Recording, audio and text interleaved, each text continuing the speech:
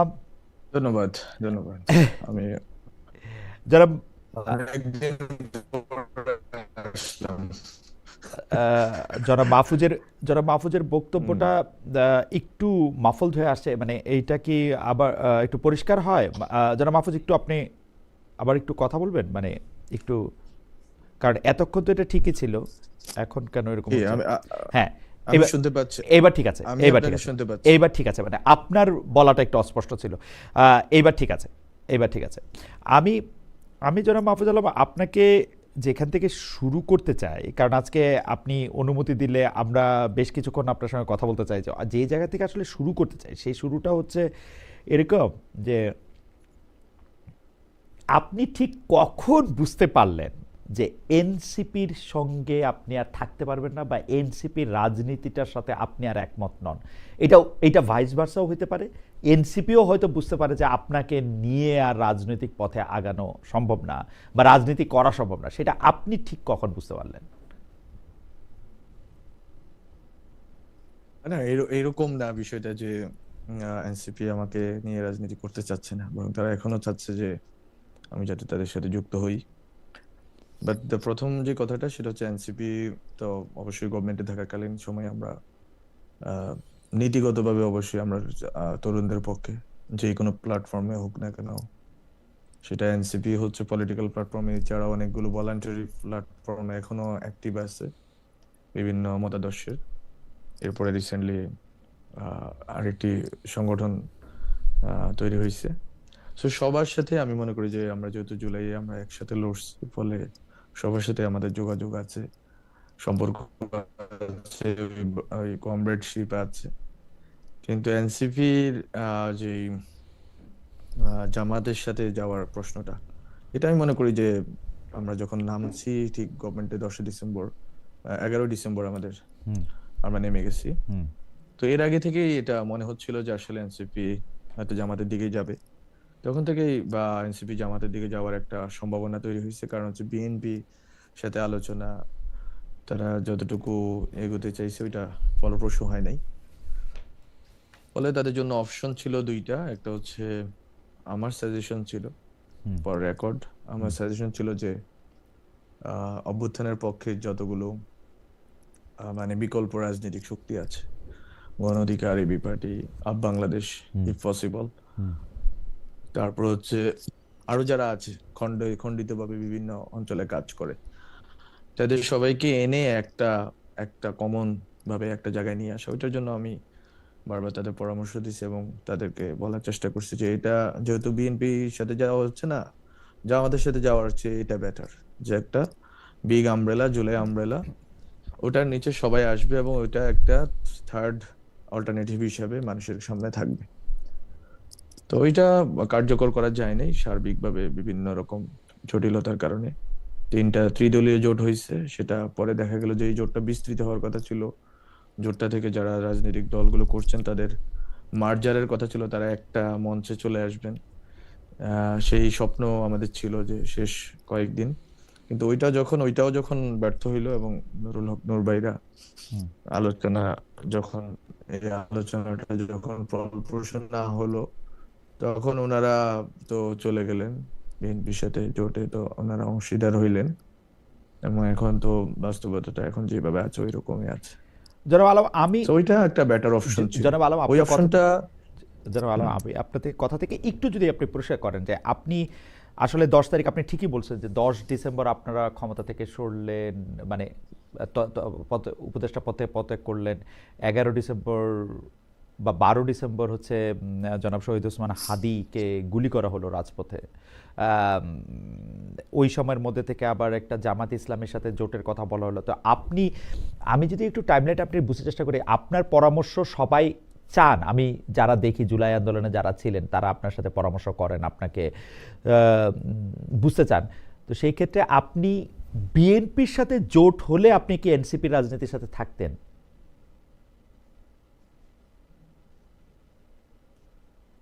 এটা আমার মনে হয় যে বিএনপির সাথে জোটের বিষয়ে আমার কাছে মনে হয়েছে যে মোর মানে better then BNP, Jamaat, NCP, okay, NCP alliance. Okay, but ওকে, বিএনপির সাথে জোটের ক্ষেত্রেও অনেকগুলো বিষয় ছিল হুম যে বিএনপি আসলে যে সংস্কারের ব্যাপারে যে স্কেপটিসিজমটা হুম আছে মানুষের মধ্যে হুম মনে, যে হুম বিএনপির ব্যাপারে বিএনপি আসলে সংস্কারগুলো করবে কি করবে না। হুম। তো অনেকগুলো বিষয় যেগুলো হচ্ছে নীতিগত পলিসিগত বিষয়, মানে সেগুলো যাতে বিএনপির মানে সাথে বোঝাপড়া হয়ে আমি একটু যদি বুঝতে যাওয়া যায়, আমি একটু সেটা বুঝতে যদি যেতেই হয়, জোটে যেতে হলে জামাতের সাথে। হ্যাঁ, আমি একটু এই জায়গাটাই আমি একটু বুঝতে যেতেছি যে আমি এই জায়গাটাতে একটু বুঝতে যেতেছি যে আপনার শুধু জামায়াতের সাথে যাওয়ার ব্যাপারেই যে রিজার্ভেশনটা, সেই রিজার্ভেশনটা কেন ছিল? মানে আপনি বিএনপির সাথে জোটের ব্যাপারে আমরা শুনেছি যে আপনার আপত্তি ছিল না। আপনি তো নিজের মুখে এখন বললেন যে আপনি এটাকে বেটার মনে করেন। আপনি মনে করছেন যে আপ বা গণপরিষদের সাথেও যদি আপনাদের একটা জোট হইতো, যে তৃতীয় দলীয় জোট ছিল, শুধু জামায়াতের ব্যাপারে আপনার এই রিজার্ভেশন কেন জানো মাহফুজ আলম? মানে এইটার কি কোনো ব্যাখ্যা আছে? এটা কি আপনার ব্যক্তিগত কোনো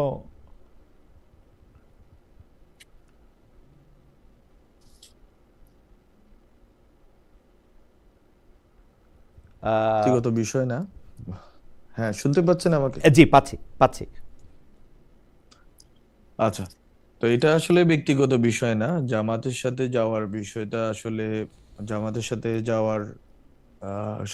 যাওয়া এবং জামাতের সাথে আন্দোলন করা, এটা যদি আমি যদি ব্যক্তিগত বিরোধী হইতাম, তাহলে আমি অভ্যুত্থানের সময় জামাতের সাথে ওই সময় যোগাযোগ ছিল না। ওই সময় শিবিরে যারা দায়িত্বে আছেন তাদের সাথে যোগাযোগ ছিল, তাদের সাথে কথা বলে আমরা কোঅর্ডিনেট করে অভ্যুত্থানের কাজটা করতাম না। ফলে এটা ব্যক্তিগত বিষয় নয়, বরং এটা হচ্ছে যে রাজনৈতিক যে বাস্তবতা বাংলাদেশে এখন প্রবেশ করছে, সেখানে হচ্ছে এনসিপি কে মানুষ দেখতে চায় একটা থার্ড অপশন আকারে, যে বিএনপি জামাত অথবা পুরাতন যারা রাজনৈতিক দল আছে এর বাইরে একটা অপশন থাকবে। এখন অপশন যদি থাকে, তাহলে জামাতের চেয়ে কেন BNP better option? BNP better option এই জন্য যে বিএনপি অনেক ক্ষেত্রেই বেটার অপশন না হওয়ার একটা কথা তো এনসিপির লোকরা বারবার বলার চেষ্টা করছে। কিন্তু একটা জিনিস হচ্ছে যে আদর্শিকভাবে জামাতের যেই এন্ট্রেন্সমেন্ট এবং যে ধরনের আহ, মানে এক ধরনের সুযোগ আছে, যে মানে আদর্শিকভাবে ইনফিলট্রেট করার, সেই সুযোগ বিএনপির নেই। ফলে আপনি যেই অভ্যুত্থানে যে শক্তি, যে এনসিপি, ওইটাকে যদি আপনি দেখেন যে একটা জামাতের সাথে জোটটা বলার চেষ্টা করা হচ্ছে আদর্শিক জোট না, হুম কিন্তু জামাতের সাথে জোটটা আদর্শিক না হইলেও জামাতের সাথে যখন এটা সার্বিকভাবে যখন আপনি দেখবেন, তখন দেখবেন যে জামাতের সাথে জোটটা আদর্শিক দিকে রূপান্তরিত হওয়া শুরু করবে। কারণ জামাতের ওই আদর্শিক শক্তিটা আছে। হুম সেটা ভালো খারাপ সেটা তর্ক আমরা করতে পারি, সেটার ক্রিটিক আমরা হুম করতে পারি, কিন্তু জামাতের ওই আদর্শিক শক্তি আছে যে তার সাথে যারা জোটে যাবে তাদেরকে আহ তাদের মধ্যে প্রবেশ করা, তাদের মধ্যে কাজ করা, তাদের এই যেই দাওয়াতি কাজ বলে, এর মাধ্যমে মানে এক ধরনের মানে এই নতুন যে তরুণ যে শক্তি আছে, এই শক্তিকে প্রভাবিত করার মতো আদর্শিক শক্তি জামাতের আছে। হুম ফলে এখানে জোটটা, বিএনপির সাথে জোটটা হচ্ছে জোট মানে অ্যালায়েন্স ফর কনভিনিয়েন্স। হুম হ্যাঁ, ঠিক আছে, আমরা আমরা যেহেতু এখন আলাদাভাবে দাঁড়াতে পারতেছি না, আমরা যাচ্ছি। হ্যাঁ, কিন্তু জামাতের সাথে জোটটা যেটা দেখাও হবে সেটা হচ্ছে আদর্শিক ভাবে, ওকে। এবং যেটা মাঠে যাব সেটাও আদর্শিক ভাবে হবে। হুম। মানে এইটা নিজেদেরকে বিলোপ করে দেওয়ার এবং একটা, ওই মানে এনসিপি বিলুপ্ত হয়ে যাওয়ার, মানে জামাতের মধ্যে, জামাত যেহেতু ইনফিল্ট্রেশন শব্দটা আপনি ব্যবহার করতেছেন, তার মানে জামায়াতের ক্ষেত্রে জামায়াতের সঙ্গে গেলে আসলে এনসিপির আলাদা চরিত্র, আলাদা পরিচয় বজায় রাখা মুশকিল হবে বলে আপনি মনে করতেছেন বা মনে করছিলেন? হ্যাঁ, এটা আমি মনে করছি এবং এখনো মনে করি যে জি। জামাতের এই শক্তি আছে। জামাতের আমি কোনো সমালোচনা করতেছি না, বরং জামাতের হুম। শক্তির আমি আহ, মানে শক্তির প্রতি সম্মান দেখাচ্ছি, যে ওদের ওই আহ, শক্তিটা আছে এবং ওরা জোট করার ক্ষেত্রে এখন তো সবাই বিএনপি জোটের কথা বলে, হুম কিন্তু জোটের ইতিহাসটা হচ্ছে আইডিয়াল ইসলামিক ডেমোক্রেটিক লীগ, যেটা জামাত হুম করছিল 1979 সালে হুম হুম শহীদ প্রেসিডেন্ট হুম জিয়াউর রহমান সাহেবের আমলে। তো ওই সময় আপনারা যদি দেখেন, ওই সময় থেকে শুরু করে জামাতের জোটের ইতিহাস হচ্ছে জামাত আদর্শিকভাবে অনুপ্রাণিত, প্রভাবিত, অনুপ্রবেশ সব অর্থেই হুম জামাতের ওই শক্তি আছে। এবং এখন তো জামাত আরো হুম। বেশি শক্তিশালী, আরো বেশি কার্যকর প্রমাণিত হচ্ছে দিনকে দিন। ফলে আমি মনে করি যে এনসিপির যে এই যে বললেন যে তার মানে শব্দটা ক্যারেক্টার, তার একটা ক্যারেক্টার, জি একটা চরিত্র দাঁড়ানো, এটা জি। এটা বাধাগ্রস্ত হচ্ছে বা হবে। কিন্তু বিএনপি থেকে এনসিপি কে আলাদা যে কোনো দিনই মানুষ করতে পারবে বা করতে পারতো, তার মানে সেটা হচ্ছে সবচেয়ে গুরুত্বপূর্ণ। তার মানে প্রশ্নটা ন্যায়ের না, মানে জামায়াত ন্যায় করতেছে না বিএনপি ন্যায় করতেছে সেটা না। মানে প্রশ্নটা হচ্ছে পরিচয়ের সংকটের। আমরা কি এভাবে বলতে পারি যে ধরেন আপনি তো বিএনপি এবং জামায়াতের মধ্যে ন্যায় না ভিত্তিক ন্যায়ের জায়গা থেকে বিএনপিকে আগায় রাখতেছেন না, আপনি আপনার পরিচয়টা যেখানে সবচেয়ে ভালো থাকবে সেইটার গুরুত্ব দিচ্ছেন, এটা কি মানে আপনি জেনে বুঝেই এটা করতেছেন? না, আমি পরিচয় শব্দটা ইউজ করব না, আইডেন্টিটি না, এটা বলে হুম, আমি বলছি ক্যারেক্টার, আচ্ছা চরিত্রের জায়গাটা। আপনি আচ্ছা রাজনৈতিক চরিত্র, বাংলাদেশের চরিত্র মানে কি, আপনি কি বাংলাদেশের নাম না বলে বলি অন্য 5টা রাজনৈতিক দলকে চরিত্র আকারে চিনেন যে এরা ম্যাটার করে বাংলাদেশের রাজনীতিতে? হুম ওদের কোনো স্পেসিফিক চরিত্র আছে না, হুম কিন্তু এনসিপির একটা স্পষ্ট চরিত্র থাকার সম্ভাবনা তৈরি হয়েছিল। এনসিপির একটা মানে একটা ওই লেজিটিমেসি, যে লেজিটিমেসি এনসিপি এখনো হারায় নাই যতই হুম অভিযোগ থাকুক। হুম কিন্তু এনসিপি বলতে জুলাইয়ের যে হুম ফোর্স, হুম ওরা হুম হারায় নাই এখনো। হুম 71 এর ক্ষেত্রে বলতে পারি, 90s এর ক্ষেত্রে বলতে পারি, কিন্তু ওরা তো একবারে তাজা একটা শক্তি। হুম ফলে ওরা যে লেজিটিমেসি নিয়ে আসতেছে, একটা ক্যারেক্টার নিয়ে আসছে, একটা নতুন হুম পলিটিক্যাল কথা বলছে, নতুন পলিটিক্যাল বন্দোবস্তের কথা বলছে, এগুলো সহকারে ওরা চাইলে এই ক্যারেক্টারটা ওরা ডেভেলপ করতে পারতো, যেটা জামাতের সাথে গেলে ওই ক্যারেক্টারটা কম্প্রোমাইজ হয়, নতুন বিএনপির সাথে গেলে পলিটিক্যাল এটা অতটা বন্দোবস্ত, যে শব্দগুলি আমরা আপনার কাছ থেকে পুরো শুনছি, বিএনপির সাথে গেলে এই বন্দোবস্ত আর পলিটিক্যাল বন্দোবস্ত দুইটা আরো বেশি করে হারায় যেত না? আপনারা পরিবারতন্ত্রের কথা বলছেন, আপনারা বলছেন যে একটা জায়গা থেকে গণতান্ত্রিকভাবে উত্থানের কথা, বিএনপির সাথে গেলে তো এটা আরো বেশি হারাইতো, ইজন্ট ইট? না, সেটা আমি তো বললাম, সেটা বিএনপির সাথে যাওয়া, জামাতের সাথে যাওয়া প্রশ্নটা তখনই আসে যখন আপনি আলাদাভাবে দাঁড়াইতে পারতেছেন না। হ্যাঁ, এটা তো ধরে নেওয়া নাই, গিভেন না। ওকে, বরং জুলাই পদযাত্রার পরে এনসিপির সম্ভাবনা ছিল 100-র উপরে আসনে হুম তারা মানুষের সাপোর্ট পাওয়ার সেই সম্ভাবনা ছিল। হুম মানুষ এক সময় তো মানুষ ভাবছে যে বিএনপি জামাতকে, ছাত্ররা তো আবার ক্ষমতায় আসতেছে। হুম সো ওই যে ওখান থেকে যে যে মানে একবারে গড়িয়ে গড়িয়ে আজকে এই পর্যন্ত আসা, সেই আমি তো বললাম এই পুরা যাত্রাটা এখানে বাধ্য হয়ে যখন আপনি বিএনপি জামাতে যাচ্ছেন, আমি বলছি ওখানে আপনি দেখবেন কি, আপনি দীর্ঘমেয়াদী যদি রাজনীতি করেন আপনি দেখবেন আপনার চরিত্রটা বজায় থাকতেছে কিনা, আপনি যে হুম ভিশনের কথা বলতেছেন ওটা বজায় থাকতেছে কিনা। এবং ওখানে আপনি ধরেন না, আপনি বিএনপি যদি যেগুলোর জন্য আপনি বিএনপি সমালোচনা করেন সেইগুলোর জন্য আপনি বিএনপি সমালোচনা করতে পারবেন। জামাতের সমালোচনা আজকে বাংলাদেশে কি হচ্ছে? জামাতের কোনো স্পষ্ট সমালোচনা বাংলাদেশে কেউ করতে পারতেছে না। আমি হুম কারো নাম না ধরেই বলি, হুম সেটা সম্ভব হচ্ছে না, কারণ জামাত ইডিওলজিক্যালি যে কথাগুলো বলে সেই কথাগুলো আপনি বললেই ইসলামের টেরেনে আপনি ঢুকে পড়বেন। না আবার না, ইসলামের এটার আরেকটা টেরেনে কারণ আছে, এটা সমালোচনা না করার আরেকটা কারণ আছে, জামায়াত তো কখনো ক্ষমতায় আসে নাই, জামায়াতরে তো আমরা কোনো কিছুর জন্য দায়ী করতে পারতেছি না।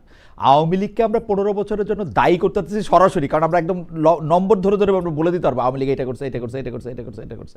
বিএনপির ক্ষেত্রে এটা সম্ভব, যেহেতু বিএনপি রাষ্ট্র ক্ষমতায় ছিল, জামায়াত তো রাষ্ট্র ক্ষমতায় কখনো ছিল না। আপনি তো তার এত প্রবল সমালোচনা আপনি কিভাবে করবেন? করতে পারবেন না তো বিএনপির মতো করে বা। না, না, জামাতের প্রবল সমালোচনা করার কথা আমি বলছি না। হুম জামাতের পলিসি ক্রিটিক আজকে পর্যন্ত কেউ করলো? জামাতের জামাতের ইকোনমিক পলিসিটা কি? হুম এটা এটার পলিসির নামটা কি? এটা কি ইসলামিক ইকোনমিক্স? এটা কি মিক্সড ইকোনমি? হুম নাকি এটা হচ্ছে একটা social Democrat economy? Welfare state বলা, হুম সোশ্যাল ডেমোক্রেটিক ইকোনমি নিয়ে না বলা, এই যে দ্বৈততা, হুম এই যে এক ধরনের মানে এক ধরনের অস্পষ্টতা, এটা নিয়ে কেউ আজ পর্যন্ত কথা বলছে? জামাতের তো আপনি জামাতের কেন আপনি বলতে হবে জামাত ক্ষমতায় থাকলে ক্ষমতার বিরোধিতা করতে হবে? আমি প্রত্যেকটা দলের আদর্শ, হুম পজিশন, পলিসি এগুলো নিয়ে কথা বলতে পারবেন না? আপনার কেন ব্যক্তি আক্রমণ করতে হবে যে এইরকম ওই রকম, না, এ দুর্নীতি করছে, ও ব্যক্তি দুর্নীতি আক্রমণ করছে? করার কিন্তু কথা আমি বলতেছি না। আপনি যেটা জামাতের পলিসির সংকট বলতেছেন, সেটা জামায়াতের অবস্থানগত কিছুটা গ্রে এরিয়া আসে, কিন্তু জামায়াত কিন্তু কিছু ক্ষেত্রে স্পষ্ট তাদের কাজের ক্ষেত্রেও সেটা তার প্রমাণ দিছে। সেই প্রমাণটা হইল যে তারা আসলে খুব পারিবারিক উপায়ে তাদের দলের প্রধান নির্বাচন করতেছে না, এটা গণতান্ত্রিক উপায়ে নির্বাচন করতেছে। তারা কিন্তু দলের ভিতরে সেটা গণতন্ত্রটা আপনি শিওর? হ্যাঁ, সেটা আপনি শিওর না আমি তো শফিকুর গণতন্ত্রের রহমানের ব্যাপারে সাথে শিওর গোলাম আপনি? আজমের সম্পর্ক আছে কিনা আমি তো দেখতে পাই না তো। না, মানে গণতন্ত্র যেই বললেন, পার্টি ইন্টার পার্টি ডেমোক্রেসি, এটা আপনি শিওর? আমার কাছে মনে হয় এটা কিছুটা পোপের মতো তারা এটা করে, মানে এইটাও এক ধরনের ডেমোক্রেসি, বাকিটা তো আর আমরা দেখতেই পাই না, আমি তো আর ভিতরে কাজ করি নাই। আপনি নিশ্চয়ই শিওর, আপনি নিশ্চয়ই বলবেন। তবে আমরা জামাত ইসলাম এবং অন্যান্য জিনিসটা আরও অনেক কথা বলবো, কিন্তু আপনাকে পেয়েছি, আপনাকে তো আমার অনেকগুলি প্রসঙ্গে কথা বলতে হবে, সেই জন্য আমি একটু আপনাকে একটু আগাই, জামাত ইসলামের পর থেকে একটু আগাই, কারণ অনেকগুলি বিষয় নিয়ে একটু কথা বলতে হবে। সেটা হলো যে আপনার কি এই কথা কখনো মনে হয়েছে যে ক্লিনটন ফাউন্ডেশনে যখন ডক্টর মোহাম্মদ ইউনূস আপনাকে নিয়ে গেলেন এবং সবার সামনে পরিচয় করে দিলেন, যে অনেকেই ভাবেন যে জুলাই আন্দোলনটা আসলে এমনি এমনি হয়েছে, এটার পিছনে কোনো একটা ডিজাইন ছিল না, এবং একটা মেটিকুলাস ডিজাইন এবং মাস্টারমাইন্ড জাতীয় শব্দ তিনি ব্যবহার করেন, এবং বর্তমানে যিনি প্রেস সচিব আছেন ডক্টর মোহাম্মদ ইউনূসের, তিনিও আসলে আপনাকে পরিচয় করিয়ে দিয়েছিলেন যে এখানের মধ্যে আমার একটা লাইন, আপনার একটা লাইন আমার খুব মনে আছে, এটা আমার কাছে খুব স্ট্রাইকিং লাইন মনে হয়। আর সেই লাইনটা হচ্ছে জুলাইয়ের পর পর আপনাকে যখন প্রশ্ন করা ছিল আপনি এখন কি করবেন, আপনি বলছিলেন যে আমি ঘুমাবো।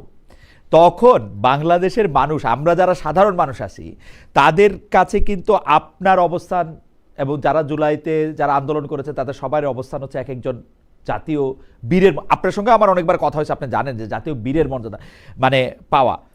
তো সেই জায়গায় কি আপনার কাছে এটা মনে হয় যে আপনাকে যখন সিঙ্গেল আউট করা হলো, নাকি ডক্টর মোহাম্মদ ইউনূস যে আপনাকে মাস্টারমাইন্ড বললেন বা বললেন যে এটার মেটিকুলাস ডিজাইনটা ওর করা, এরকম একটা ধারণা যখন দিলেন, শফিক সাহেব যখন আপনার এরকম একটা ইন্টারভিউ নিলেন, মানে এইটা কি আপনার পলিটিক্যালি হেল্প করলো নাকি আপনাকে আরেকটু আইসোলেটেড করলো? কি মনে হয় আপনার, জানাব মাহফুজ আলম? আমার অনেক কথা তো আপনি বললেন, কিন্তু আমার যেটা আমি মনে হচ্ছে যে আমি আসলে আমার কাজটা করছি। আমি আসলে সিঙ্গেল আউট হইতেও চাই নাই, কেউ আমাকে করুক এটাও চাই নাই।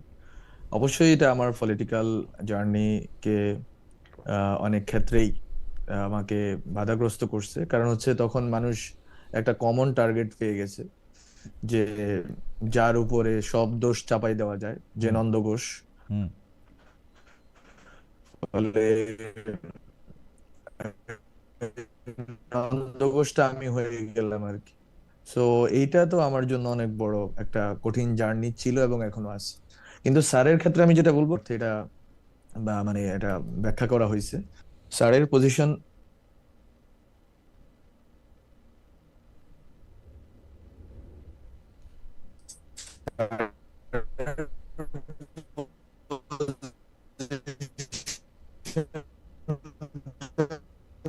খুবই মানে আমি যদি মনে করি স্যার যেভাবে হচ্ছে পুরা দুনিয়াতে সফর করেন এবং যেভাবে তরুণদেরকে পরিচয় করাই দেন, এটা কোনোভাবে আমি জানতাম না। আমি ক্লিনটন প্রোগ্রামে আমি হবে প্রথমেই হচ্ছে ওই যে একজন ছেলে উঠে চলে গেল, সে তো একটা বুঝে একটা জায়গাতে এই যে ডাক পাবো এটাও আমি জানতাম না। এবং আমি কথাগুলো বলতেছেন, পুরো বর্ণনাটা দিচ্ছেন, তখন এই কথাটা বললেন। এবং স্যার যেভাবে গত তার জীবদ্দশায় আপনারা জানেন উনি তরুণদেরকে সামনে নিয়ে আসতে চান, উপস্থাপন কোথা করা হয়েছে যে okay he is the only one এবং সেই একমাত্র সবকিছু করে ফেলছে। That was not me actually. স্যারের আগের পরে বক্তৃতাও দেখতে পারেন, স্যার তো এলিভেট করতে চায় যে কাউরে, কিন্তু এই এলিভেশনটা মানে একটা গ্লোবাল প্ল্যাটফর্মে এলিভেশন আর বাংলাদেশের রাজনৈতিক যে অনেকগুলো কমপ্লেক্সিটির মধ্যে সেটা অবশ্যই এটা অন্য একটা ভিন্ন মিনিং দাঁড়ানো হয়েছে এবং আমাকে তো এটা ভুগতে হয়েছে অবশ্যই।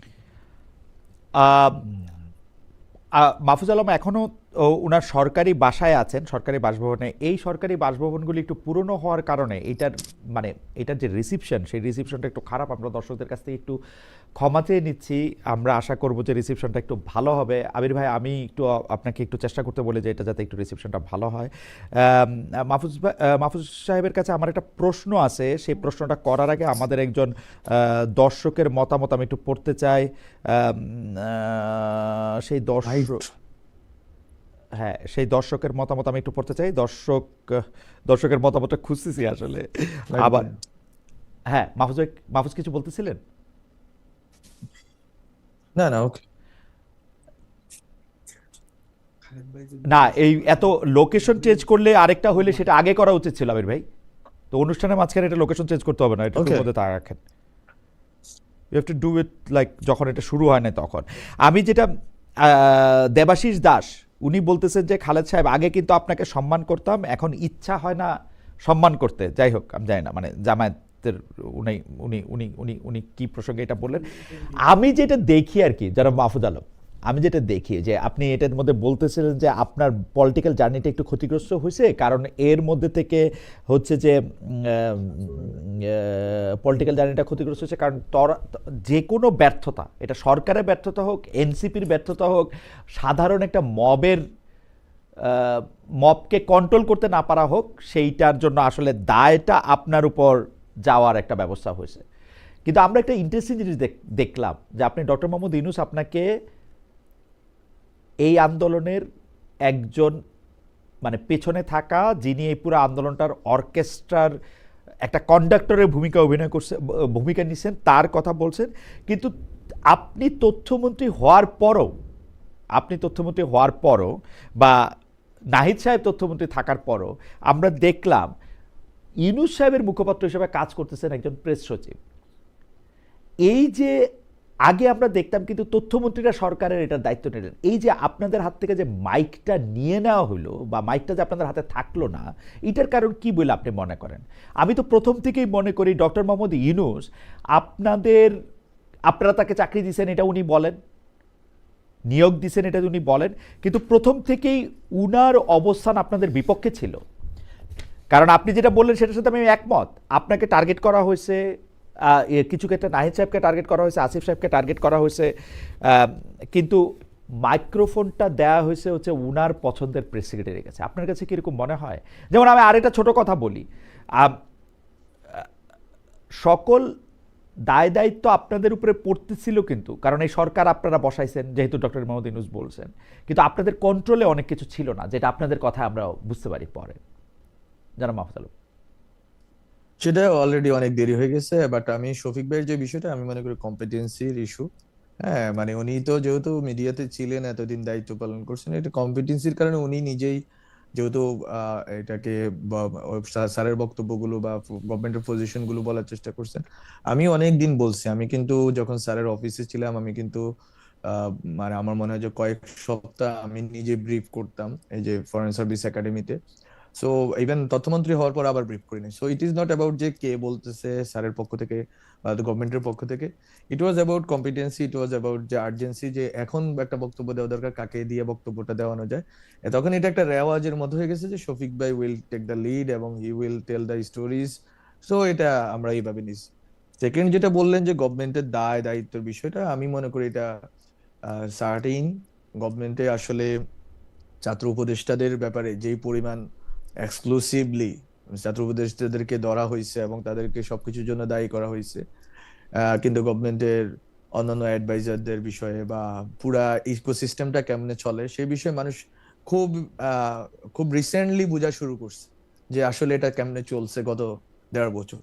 হ্যাঁ, সো আমি মনে করি মানুষকে বুঝতে দেওয়া উচিত, আমার বলা উচিত না এখনো। হ্যাঁ, মানুষকে বুঝতে দেওয়া উচিত, আসলে ধীরে ধীরে যখন আনফাল্ড হবে, বোঝা শুরু করবে মানুষ। অনেক গালি খাইছি আমি, আমি আরো কিছুদিন খাইতে চাই, সমস্যা নাই। বাট যখন মানুষ বুঝবে, they will feel sorry for us. না, কিন্তু আমি এখানে 2-3টা প্রশ্ন করতে চাই, তার আগেও একটু দর্শকদের একটা মতামত। বায়ার্ন মিউনিক 6347 কি খালেদ ভাই, মাহফুজ সামনে আর আপনার ভয়েস নরম, অন্য কারোর সাথে থাকলে তো চিল্লায় বলে, আমি এটা জিগাই, মাহফুজরা ওইটা বলে, এইসব দ্বিচারী স্বভাব অনেকের সাথে আছে, আপনার মানুষ হন। চেষ্টা করতেছি ভাই মানুষ হতে। আমি যেটা বলতেছিলাম যে আপনি দায়িত্বের শেষ দিকে এসে কিন্তু এই কথা বলছেন যে আপনাকে কাজ করতে দেওয়া হচ্ছে না। সম্প্রতি স্পষ্ট করে বলছেন শেষ 4 মাস আপনাকে কাজই করতে দেওয়া হয়নি। আমি এটার সাথে লাগা আরও বলি, আপনি গভর্নমেন্টকে এখনও সেভ করতে চাইতেছেন বা গভর্নমেন্টের নিয়ে এখন কথা বলতেছেন, কিন্তু দেখেন আপনি যখন বিদেশে আক্রান্ত হয়েছিলেন তখন এর তীব্র প্রতিবাদ করছিলেন, কিন্তু এনসিপি নেতা নাহিদ ইসলাম তিনি তখন অভিযোগ করেছেন সরকার উপদেষ্টা পরিষদের ভেতরেও মাহফুজ আলমকে হত্যার সম্মতি তৈরি করা হয়েছে। আপনি এই বক্তব্য নিয়ে ভিন্নমত পোষণ করছেন, এরকম আমরা শুনি নাই।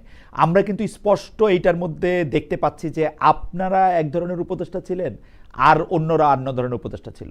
আমি আপনার কথা বলতেছি না, আপনার অন্য যে 2 উপদেষ্টা ছাত্রদের মধ্যে থেকে আসছেন তাদের বিরুদ্ধে অনেক ধরনের অভিযোগ, সরাসরি দুর্নীতির অভিযোগ আসছে। আপনার বিরুদ্ধে কি ধরনের অভিযোগ আসছে সেটা আমি আপনার পরে বলতেছি। আপনার বিরুদ্ধে পরিবার, আপনার ভাই ইত্যাদি ইত্যাদি নিয়ে আপনার বিরুদ্ধে অভিযোগ আসে। তাহলে আপনারা কি উপদেষ্টারা কি মানে সরকারের মধ্যে 2 ভাগ হয়েছিলেন? অনেক উপদেষ্টারা কিন্তু এরকম বলতে চেষ্টা করছে যে আমরা অনেক কাজ করতে পারি না, বিকজ ইঙ্গিতটা হচ্ছে আপনারা। আবার আপনারা একদম সরাসরিই বলছেন এই উপদেষ্টারা আপনাদের হত্যাযোগ্য করছে। আপনি বলছেন আপনাকে কোনো কাজ করতে দেওয়া হয় না, একটু যদি বলেন। ওকে ওকে, আমি মনে করি আমি যেটা একটু আগে বললাম সেটা, যে ইতিহাস নিজে কথা বলা শুরু করবে। সো আমি আরেকদিন আর কিছুদিন ধৈর্য ধরি এবং মানুষের গালি সহ্য করি। মানুষ যখন জানতে পারবে they will feel sorry for us 3 student leaders, এবং স্পেশালি অ্যাবাউট মি, কারণ আমি তো সবচেয়ে বেশি আক্রান্ত হয়েছি। So so let's see I am not talking right now about this things, ঠিক আছে? কারণ হচ্ছে আপনি যেটা বললেন যে একবার স্পষ্টভাবে আমি যদি বলি, প্রথম দিকে যেটা বলা হইলো যে অনেকে বলার চেষ্টা করছে যে আমরাই সবকিছু ঠিক করি, that is not true, that is not true. কিন্তু এই কথাগুলি তো ডক্টর মোহাম্মদ ইউনূস এই ধারণাগুলি সবচেয়ে বেশি দিছেন। আমি একদম নিরপেক্ষভাবে বলি, ডক্টর মোহাম্মদ ইউনূস এই ধারণাগুলি সবচেয়ে বেশি দিছেন। ডক্টর মোহাম্মদ ইউনূস বারবার বলছেন যে এটা মানে এই ধারণাগুলি এবং উনার ব্যর্থতার দায় উনি শিফট করছেন আপনাদের কাঁধে। উনি ইশাককে মেয়র হইতে দেন নাই, এটা উপদেষ্টা পরিষদের সিদ্ধান্ত, সেই সিদ্ধান্তটা চাপাইছেন হচ্ছেন আসিফের ঘাড়ে। আমি একদম স্পষ্ট এটা বলতে পারি। ওকে, লেট হিস্টোরি স্পিক বাট হিস্ট্রিটা আসবে কোত্থেকে? হিস্ট্রিটা আসবে কোত্থেকে? মানে ঘটনা হইতেছে যে জুলাই আন্দোলনকে এখন অনেকে বলতেছেন ব্যর্থ, আপনাদের উপর আশা হতো, কিন্তু এটাতে আপনারা দায়ী নাকি আর কেউ দায়ী, এটাও তো আমাদের আসলে একটু বুঝতে হবে, মানে এটা তো বোঝাও দরকার, তাই না? আই থিঙ্ক মানুষ বোঝা শুরু করছে গত 4-5 মাসে, অনেক কিছু চেঞ্জ হয়েছে, অনেক বক্তব্য, অনেক ধরনের মানে মানে আন্ডারস্ট্যান্ডিং মানুষের মধ্যে গ্রো করছে, হ্যাঁ, এবং আর এটা ধীরে ধীরে গ্রো করবে। এখন আমরা যদি সব মানে এটা যখন আমরা ব্যাখ্যা দিব তখন মনে হবে যে আমরা বলছি, কিন্তু আমরা যখন ব্যাখ্যা না দিয়ে যখন ইতিহাস ব্যাখ্যা দেওয়া শুরু করবে, রিয়েলিটি ব্যাখ্যা দেওয়া শুরু করবে, যখন সোসাইটির different segments and different realities ব্যাখ্যা দেওয়া শুরু করবে, I think that would be convincing. আরেকটা কথা বলি যে বলা হয়েছিল যে ইউনূস সরকার ক্ষমতায় আসার পরপরই তার উপদেষ্টারা তার ব্যাংকের যে স্টেটমেন্ট আগে কি ছিল পরে ছিল সেগুলি প্রকাশ করবে, সেগুলি যে প্রকাশ করা হয় নাই। আমাকে কয়েকজন উপদেষ্টা পার্সোনালি বলছেন যে তারা কিন্তু সেই স্টেটমেন্ট বা তাদের আয় ব্যয়ের হিসাব তারা দিছেন, তারপরও ডক্টর ইউনূস যে এটা প্রকাশ করলেন না, এইটার একটা কারণ কি আপনারা বাধা দিচ্ছেন ছাত্র উপদেষ্টারা? কারণ যেহেতু আপনাদের অনেক টাকা বাড়ছে। না, আমাদের কোনো টাকা বাড়ে নাই, আমি জানি না টাকা বাড়ার কথা কারা বলতেছে, কি বাড়তেছে। আমার বাড়ে নাই, অন্তত আমি ব্যক্তিগতভাবে বলতে পারি। আরেকটা হচ্ছে আমার স্টেটমেন্ট কিন্তু জমা দেওয়া আছে, আমি গভর্নমেন্টে থাকি, কিন্তু গভর্নমেন্ট এটা প্রকাশ করে নাই, কারণটা কি তাহলে? কারা এটা আটকাইলো? আমি I don't know about this, but আমি ক্যাবিনেট ডিভিশন আমাদের জমা দেওয়ার কথা, আমার জমা দেওয়া আছে আরো, আই থিঙ্ক এটা জুলাই আগস্টের দিকে জমা দেওয়া আছে, if I am not wrong, but এটা জমা দেওয়া আছে। এবং আমারটা তো ক্লিয়ারলি আই হ্যাভ ডকুমেন্ট যে আমার কাছে কত টাকা আছে, and I can show it, but not for public, but for Right. any inquiry. Right, কিন্তু এইটা জমা হচ্ছে না, এটাই হচ্ছে মানে এটা প্রকাশ হচ্ছে না, এটা হচ্ছে পাবলিক। আপনার জানুয়ারির 13 তারিখের আলোচনার অনুষ্ঠানে আপনার বক্তব্য থেকে একটা কোট করি, যেখানে আপনি বলছেন অলিগার্করা যারা টাকা দিয়েছে তাদের আপনি গ্রেপ্তার করলেন না, তাদের বিচারের আওতায় আনলেন না, তারা এখনো ফান্ডিং করে যাচ্ছে এবং তারা ভুলের পর ভুল মিথ্যা অপপ্রচার করে যাচ্ছে, তাদের আপনি ধরবেন না, এটা তথ্য মন্ত্রণালয়ের কাজ না। আমি শেখ মুজিব হতে চাই না যে আমি পত্রিকা বন্ধ করে দিব, মিডিয়া বন্ধ করে দিব, বরং আমরা চেয়েছিলাম যে নতুন মিডিয়া দেব, নতুন মিডিয়া কি আমাদের দিতে দেওয়া হয়েছে?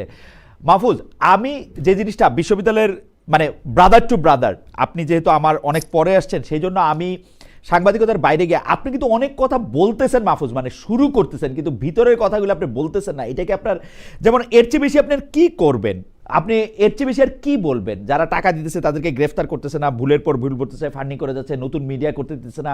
সো আপনি মানে এই বার্তাটা আরেকটু পরিষ্কার করে দেওয়া উচিত কিনা, আপনার কাছে কি মনে হয়? আমি কিন্তু স্পষ্ট বুঝতে পারতেছি আপনি কি বলতেছেন, এটা কি সাধারণ লোকজনও বুঝতে পারতেছে এই কথা? আমি তো বললাম late history speak.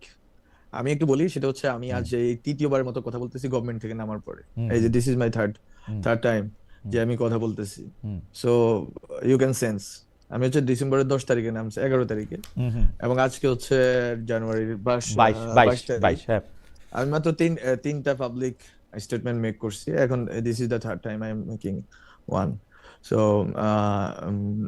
Another one. So basically আমি তো বললাম ইতিহাস, বাস্তবতা এবং মানুষের অনুসন্ধিৎসা সবকিছুই এটা নিয়ে আসবে সামনে। আমি বরং মাহফুজের কথাগুলি একটু অস্পষ্ট শোনা যাচ্ছে। মাহফুজ যেগুলি বলতেছেন বা বলছেন, আমি মাহফুজ আবার কোট করি, মাহফুজ বলতেছেন আমাদেরও তো এই বাংলাদেশে থাকতে হবে। Mahfuz, correct me if I am রং, আমি মাহফুজকে কোট করতেছি, কোট, আমাকেও তো এই বাংলাদেশে থাকতে হবে, আমাকেও তো এইখানে এই এত শত্রু পরিবেষ্টিত এত কম্প্রোমাইজিং এলিমেন্টের সামনে কোনো সাহসী ভূমিকা রাখা কঠিন। আমি যতটুকু সাহস দেখাতে যাব ততটুকুই বলা হবে যে উনি ব্যর্থ। ব্যর্থ এজন্যই কারণ হচ্ছে এখানে যদি রাষ্ট্রের আরও অন্যান্য অঙ্গ আমাকে সাপোর্ট না দেয়, যদি দালালি করার অভিযোগে যাকে গ্রেপ্তার করা হচ্ছে সে যদি হাইকোর্টে দাঁড়িয়ে আবার দালালি করার সুযোগ পায়, এটা তো আমার দায় না। আমার মনে হয় যে আপনি এক একটা বক্তব্যে অনেকগুলি পক্ষের দিকে আসলে আপনি আঙ্গুল তুলছেন। এখন আপনি বলতেছেন যে হিস্ট্রি নিশ্চয়ই নির্ধারণ করে দিবে যে কার কোনটা কখন কিভাবে রোল ছিল। আমি আবারও আপনি যখন কাজে ছিলেন, মানে উপদেষ্টা পদে ছিলেন, সেই প্রসঙ্গে আরেকটা প্রসঙ্গে আসি যে অন্তর্বর্তী সরকার গণমাধ্যম সংস্কার কমিশন করে বিশাল সুপারিশ গ্রহণ করলো, তার কিছুই বাস্তবায়ন করেনি। এটা গণমাধ্যম সংস্কার কমিশনের প্রধান কামাল আহমেদও বলছেন। তিনি সবশেষ বলছেন কমিশনের সুপারিশের পর যত সাংবাদিক লাঞ্ছনার শিকার হয়েছেন তার সম্পূর্ণ দায় সরকারের। তিনি আরও বলছেন গণমাধ্যমের উপর মবের ভয়, স্বাধীন সাংবাদিকতা এখনকার সংকট। এই যে গণমাধ্যম সংস্কার প্রস্তাব নিয়ে কোনো কাজ হলো না, এই সরকারের সময় মিডিয়া হাউসে মবের ভয় তৈরি হলো, এই সরকারের বেশিরভাগ সময়ের তথ্যমন্ত্রী হিসাবে থাকা আপনি এর কতটা দায় নেবেন, বা আপনি এটা নিয়ে কি বলবেন?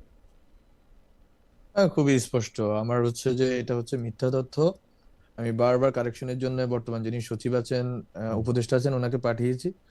মোট 12টা ফর পাবলিক স্টেটমেন্ট। এটাতে হিস্টোরির দিকে যাওয়ার দরকার নেই, এটা একবারে স্পেসিফিক ডকুমেন্ট আই হ্যাভ। সেটা হচ্ছে মোট 12টা আপনার আশু করণীয় সংস্কারগুলো তো হচ্ছে স্বল্পমেয়াদী, মধ্যমেয়াদী এবং দীর্ঘমেয়াদী, এই 3টা ভাগে ভাগ করা হয়েছে। ক্যাবিনেট ডিভিশনকে দায়িত্ব দেওয়া হয়েছে, ক্যাবিনেট ডিভিশন এটা সমন্বয় করবে। সমন্বয়ের ক্ষেত্রে আমার মন্ত্রণালয়ে 12টা সংস্কার প্রস্তাবনা আছে আশু করণীয়। সেটা পছন্দ না হইতে পারে কারো যে এগুলো কি করা উচিত কিনা, বাট এটাই বাস্তবতা যে আমি এগুলোই করতে পারবো 6 মাসে। আমার সরকার 5 বছর থাকবে না, আমার সরকার 6 মাস 7 মাসের সরকার। সো আমি যদি এগুলো করতে পারি 12টার মধ্যে আমি আমার জানা মতে আমার কাছে যে ডকুমেন্ট আছে এই ডকুমেন্টে আমি 7টা সম্পন্ন করে দিয়ে আসছি। 7টা 12টার মধ্যে, মানে 12টা আমার করণীয় ছিল, এর মধ্যে 7টা করে দিয়ে আসছি। আর বাকিগুলোর জন্য সবগুলো পেপার প্রসেস আমি করে দিয়ে আসছি সবগুলোর জন্য। এবং আমি আপনি তো নিজেই বলতেছেন যে 4 মাস আপনাকে কাজই করতে দেওয়া হয় নাই, কারণ কামাল আহমেদ সাহেবের না আমি একটু বলি। এই 4 মাস যে কাজ করতে দেওয়া হয় নাই, দেখেন সাংবাদিকতা সুরক্ষা আইন যেটার কথা কামাল ভাই বলার চেষ্টা করতেছেন, আমি আরেকটা মানে একটা বক্তব্য কারেক্ট করে দিই। সেটা হচ্ছে আমার আমলে, মানে আমি যে সময় ছিলাম ফেব্রুয়ারি 28 টু ডিসেম্বর 11, এই সময়ের মধ্যে কোনো মিডিয়া হাউসে মব হয়েছে এটা আমাকে দেখান। Not a single one. If I am not wrong. Not a single one. I was the first one to call, not the advisors.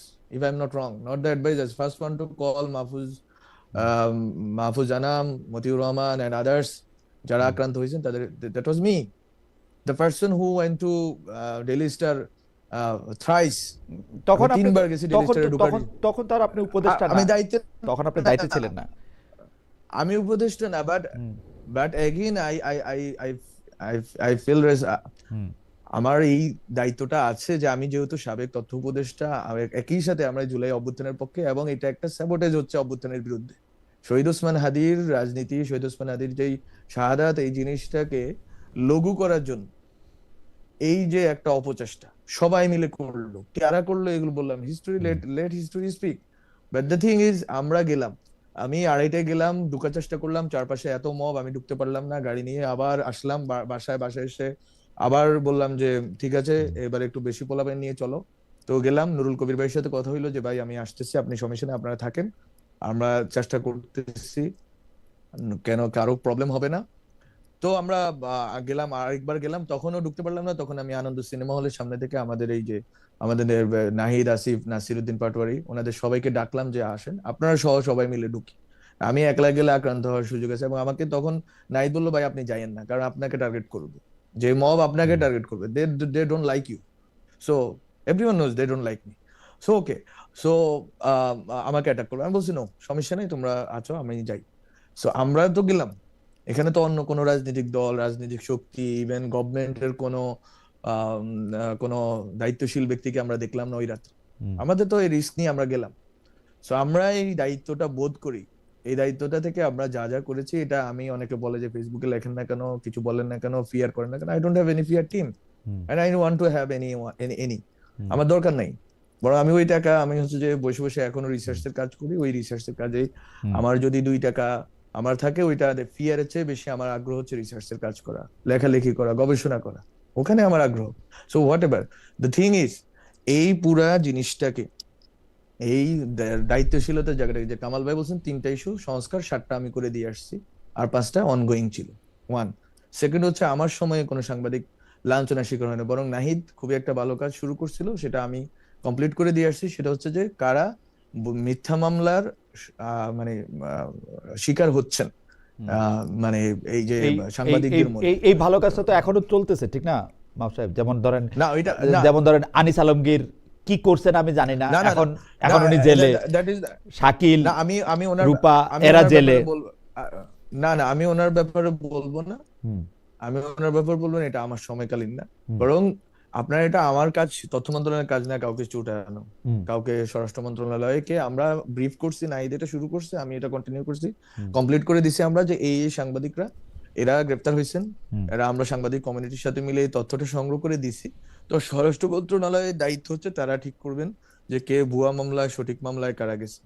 আর যাদের কথা আপনি বললেন তাদের ব্যাপারে কথা হচ্ছে, তারা যারা ফ্যাসিবাদের অ্যাকমপ্লিস ছিল, ফ্যাসিবাদের পক্ষে ছিল, তাদেরকে আপনি, আমাদের পরামর্শ কি ছিল, যদি আপনি আমাদের কথা শুনতে চান, আমাদের পরামর্শ ছিল আপনি তাকে কোনো এমন কোনো মামলায় গ্রেপ্তার করেন না যেটা হচ্ছে তার হিউম্যান রাইটস কে ভায়োলেট করে। এটা যদি আপনি বলতে চান, শুনতে চান, রেদার সে তো অ্যাকমপ্লিস ছিল, সে তো এটা স্পষ্ট, বাংলাদেশের মানুষ তো ঘুমিয়ে ছিল না, বাংলাদেশের মানুষ দেখছে কারা তাদের বিপক্ষে, তাদেরকে হত্যার জন্য ন্যারেটিভ তৈরি করছে, তাদেরকে হত্যার জন্য দিনের পর দিন টকশোতে, তার তো একটা বিচারের ব্যবস্থা করতে হবে, মানে বিচারের ব্যবস্থাটা কিভাবে করবে এটার ব্যাপারে কিন্তু আমরা যারা শুনি, যাদেরকে অভিযোগ করতে শুনি, সাংবাদিকদের গ্রেপ্তার করা হয়েছে, হত্যা, মানে কি বলা যায়, হত্যাযোগ্য করা হয়েছে, বা তাদেরকে নিপীড়ন করা হচ্ছে, তারা কিন্তু কেউ এসে বলে নাই, না না আমি একটু শেষ করি, কেউ এসে বলে নাই যে আপনারা সাংবাদিকদের এই অ্যাকাউন্টেবিলিটির প্রশ্নটা, আমি বারবার, আমি যখন মন্ত্রী ছিলাম, উপদেষ্টা ছিলাম, আমি বারবার বলার চেষ্টা করছি, freedom without accountability is dangerous. আমরা ইউএন কে, আমি নিজে ইউএন কে চিঠি লিখছি একটা ফ্যাক্ট ফাইন্ডিং কমিটি করে দেওয়ার জন্য, যাতে আপনারা কি বলে, গত 15 বছর ফেসিবাদের আমলে যারা ফেসিবাদকে সহযোগিতা করছে তাদের জন্য, তাদের ব্যাপারে যাতে একটা আমরা ফ্যাক্ট ফাইন্ডিং পাই, যে তা কারা কারা সহযোগিতা করছে, তাদের ব্যাপারে কি উদ্যোগ নেওয়া যায়, রিকনসিলিয়েশনটা কেমনে করা যায়, তারা কি অ্যাপোলজি করবে নাকি করবে না, সবকিছু নিয়ে এই চিঠিটা 1 মাস ধরে চললো, এরপর এটা আর কার্যকর হলো না। তখন ওখানকার ইউএন বডি থেকে বলা হলো যে আমরা একটা কোড অফ কন্ডাক্ট তৈরি করতে চাই, and that code of conduct is nowhere till now. So এখানে অনেকগুলো স্টেক হোল্ডার জড়িত। আমি এই জন্য বারবার বলছি, হিস্ট্রি, লেট হিস্ট্রি স্পিক।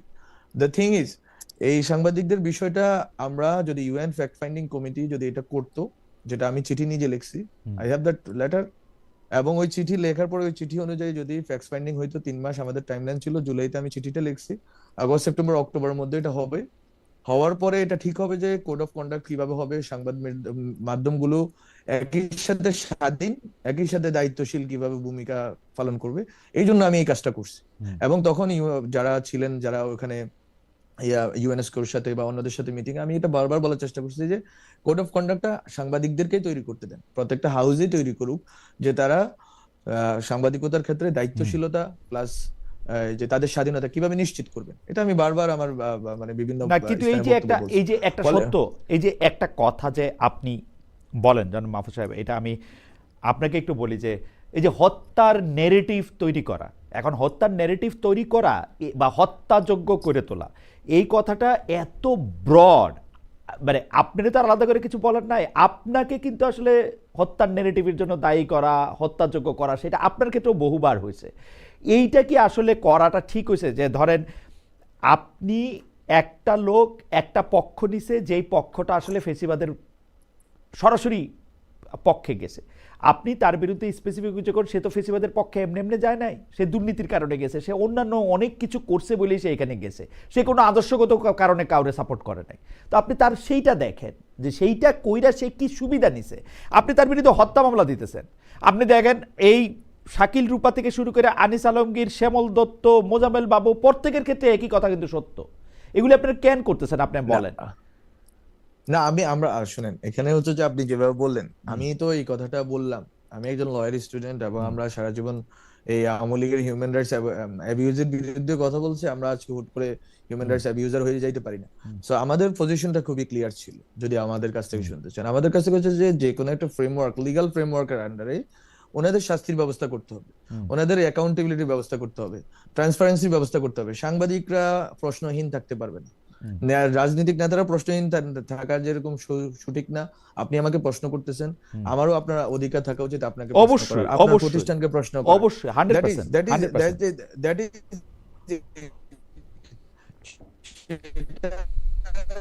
সেটা গত 1.5 বছরে সম্ভব হয় নাই, কেননা আমরা বারবার চেষ্টা করা সত্ত্বেও। ফলে আপনি একটা ফ্রেমওয়ার্ক ছাড়া, আর প্রশ্নটা যতটা না আইনের, তার চেয়ে বেশি লেজিটিমেসির, লিগ্যালিটির চেয়ে লেজিটিমেসির কোয়েশ্চেনটা। আপনি এই বাংলাদেশে একটা পুরা ইনস্টিটিউশন, সবগুলো ইনস্টিটিউশন, একটা তো না, সবগুলো ইনস্টিটিউশন সেজদা দিয়ে দিছে হাসিনার কি বলে পায়ে। এই সবগুলো ইনস্টিটিউশনকে আপনি যদি বের করে আনতে চান, আপনাকে কোনো না কোনো লিগ্যাল ইনস্ট্রুমেন্টের মাধ্যমে এটা করতে হবে। কিন্তু লিগ্যাল ইনস্ট্রুমেন্টটা ভুল, এটা ধরেন আমরা ধরে নিয়ে যদি আগাই, তাহলে লেজিটিমেসির জায়গা থেকে এটা ভুল না, জনগণের সংকটের জায়গা থেকে, গ্রিভেন্সের জায়গা থেকে, এবং জনগণের যেই এক ধরনের হতাশার জায়গা থেকে, এটা আজকে পর্যন্ত মানুষ হতাশ, এবং এই হতাশাকে আপনি চ্যানেলিং করতে পারতেছেন। আমি জানি না পরবর্তী সরকার কিভাবে এটাকে ডিল করবে। This is huge. I have dealt with many movements like hundreds. So আমি জানি মানুষ কোন জায়গাতে আছে। সো বিষয়টা হচ্ছে খুবই সিরিয়াস। খুবই সিরিয়াস। আপনি তো মানুষ, আপনি যদি ওই জায়গায় যান যে লিগেল এবং লেজিটিমেসি, সেইটার অবশ্যই একটা বড় ধরনের মানে, বা আমরা আসলে জুরিসপ্রুডেন্স নিয়েও একটা বড় ধরনের কথা বলতে পারি, কিন্তু আজকের সময় এটা না। কিন্তু আমাদের কাছে মনে হয় যে আপনি যখন আইন নিজের হাতে তুলে নেন, যে এটার জায়গা আমি দেখেছি যে আপনি মনে করতেছেন যে এটা শাস্তি হওয়া দরকার, সেই জন্য তার বিরুদ্ধে একটা হত্যা মামলাও চলতে পারে, কারণ সে হত্যা যোগ্য করে তুলছে আরো অন্য 10টা লোকরে, বা হত্যার মানে এই জায়গাতে আপনি পৃথিবীর সব মানুষে আপনি এটাতে ফিট ইন করতে পারবেন, সব মানুষে ফিট ইন করতে পারবেন। না, that is not what I was talking about. আমি এটা আমি বলি নাই। আমার কথাটা আমি খুবই আবার এক লাইনে বলি। আমি হত্যা মামলা, হরে ধরে হত্যা মামলার পক্ষে কখনোই ছিলাম না। এবং আমরা যখনই বলার সুযোগ হয়েছে বলছি যে একটা লিগ্যাল ফ্রেমওয়ার্ক লাগবে, তাদের শাস্তি হইতে হবে, দ্যাট ইজ সার্টেন। তাদের অ্যাকাউন্টেবিলিটি নিশ্চিত করতে হবে, তাদের ব্যাপারে। দুইটা কিন্তু দুই কথা বলতেছেন মাহফুজ সাহেব। আপনি বলতেছেন তাদের শাস্তি হইতে হবে, আপনি তো বিচারক না। আপনি তাদের অ্যাকাউন্টেবিলিটি নিশ্চিত করতে হবে, তাদের বিরুদ্ধে অভিযোগ গঠন হবে, সেটা কিন্তু অন্য কথা। আপনি কিন্তু ওই 2013 সালে শাহবাগের মতো কথা বলতেছেন, ফাঁসি চাই ফাঁসি চাই। আপনি শাস্তি নিশ্চিত করতে হবে, এটা আপনি কেমনে বলবেন? আপনি তো ইউ আর নট, আপনি তো জাজ না মাহফুজ। শুনেন খালেদ ভাই, আপনি আমি as far as I know you are in service. So আপনি এই শাস্তি নিশ্চিত করা, শাস্তির দাবি করা আর শাস্তি দেওয়া দুইটা যে আলাদা জিনিস আপনি জানেন। আমি যে কোনো মানুষের শাস্তি দাবি করতে পারি, এটার জন্য আমি শাহবাগের পক্ষের হয়ে ওঠে না। শাহবাগ ফাঁসি চাইছি। সো দ্যাট ইজ টু মানে ডিফারেন্ট। আপনি হুট করে এখন বাংলাদেশে যেটা হয় আর কি, জেনারেলাইজেশনটা, শাহবাগ শাপলা, হুট করে আমরা সবাই শাহবাগ শাপলার ভিতরে ঢুকে পড়ি। এটার ভিতর বাইরে থেকে বের হওয়ার জন্য তো চেষ্টা করলাম, কিন্তু পারলাম না। বিষয়টা হচ্ছে কি, বিষয়টা হচ্ছে শাস্তি চাওয়াটা কোনো অপরাধ না। শাস্তি আপনি চাইতেই পারেন, কিন্তু শাস্তি দেওয়াটা, যদি আপনি অবৈধভাবে, অন্যায্যভাবে, আনজাস্টিফাইড ওয়েতে কাউকে শাস্তি দেন, তাহলে আপনি বলতে পারেন। এখন মাহফুজ আলম একজনের শাস্তি চাচ্ছে, যদি বলি ধরলাম যে একটা উইদাউট এনি প্রুফ, এটা কি অপরাধ? না, আমি মনে করি যে শাস্তি চাওয়ার অধিকার আপনারও আছে, আমারও আছে। কারণ আমি মনে করি গত 15 বছরে শেখ হাসিনার ফেসিস্ট হয়ে ওঠার পিছনে যে শক্তিগুলি সবচেয়ে বেশি কাজ করছে, গণমাধ্যম তার মধ্যে অন্যতম। আমি মনে করি বিচারকরা তার সাথে সাহায্য করেছে, গণমাধ্যম সাহায্য করেছে, বিশ্ববিদ্যালয় সাহায্য করেছে। আমি মনে করি যে এগুলি অন্যতম।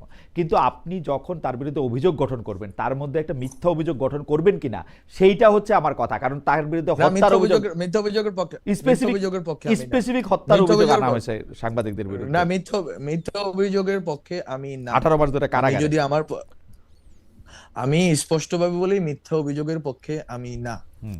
ওকে, বরং আমি চাই যে আপনি পক্ষে থেকে হেল্প করতেছেন না, কারণ ডক্টর মোহাম্মদ ইউনূস মিথ্যা অভিযোগের পক্ষে। ডক্টর মোহাম্মদ ইউনূস পক্ষে, তার আইন উপদেষ্টা আসিফ নজরুল পক্ষে, তারা পক্ষে, সেই জন্য তারা এটা থেকে সরাইতেছে না। আমি তাদের বারবার বলছি, তাদের জিজ্ঞেস করছি, তাদের জানতে চাইছি যে আপনি তাদের বিরুদ্ধে হত্যা মামলা দিতেছেন কেন, স্পেসিফিক অভিযোগ আছে তো তাদের বিরুদ্ধে, আপনি যাদের বিরুদ্ধে না, প্রত্যেকের বিরুদ্ধে অভিযোগ আছে, কিন্তু দেওয়া হয়েছে হত্যা মামলা, এবং বলে কি জানেন, বলে যে আমরা দেই নাই, দিছে অন্য কেউ।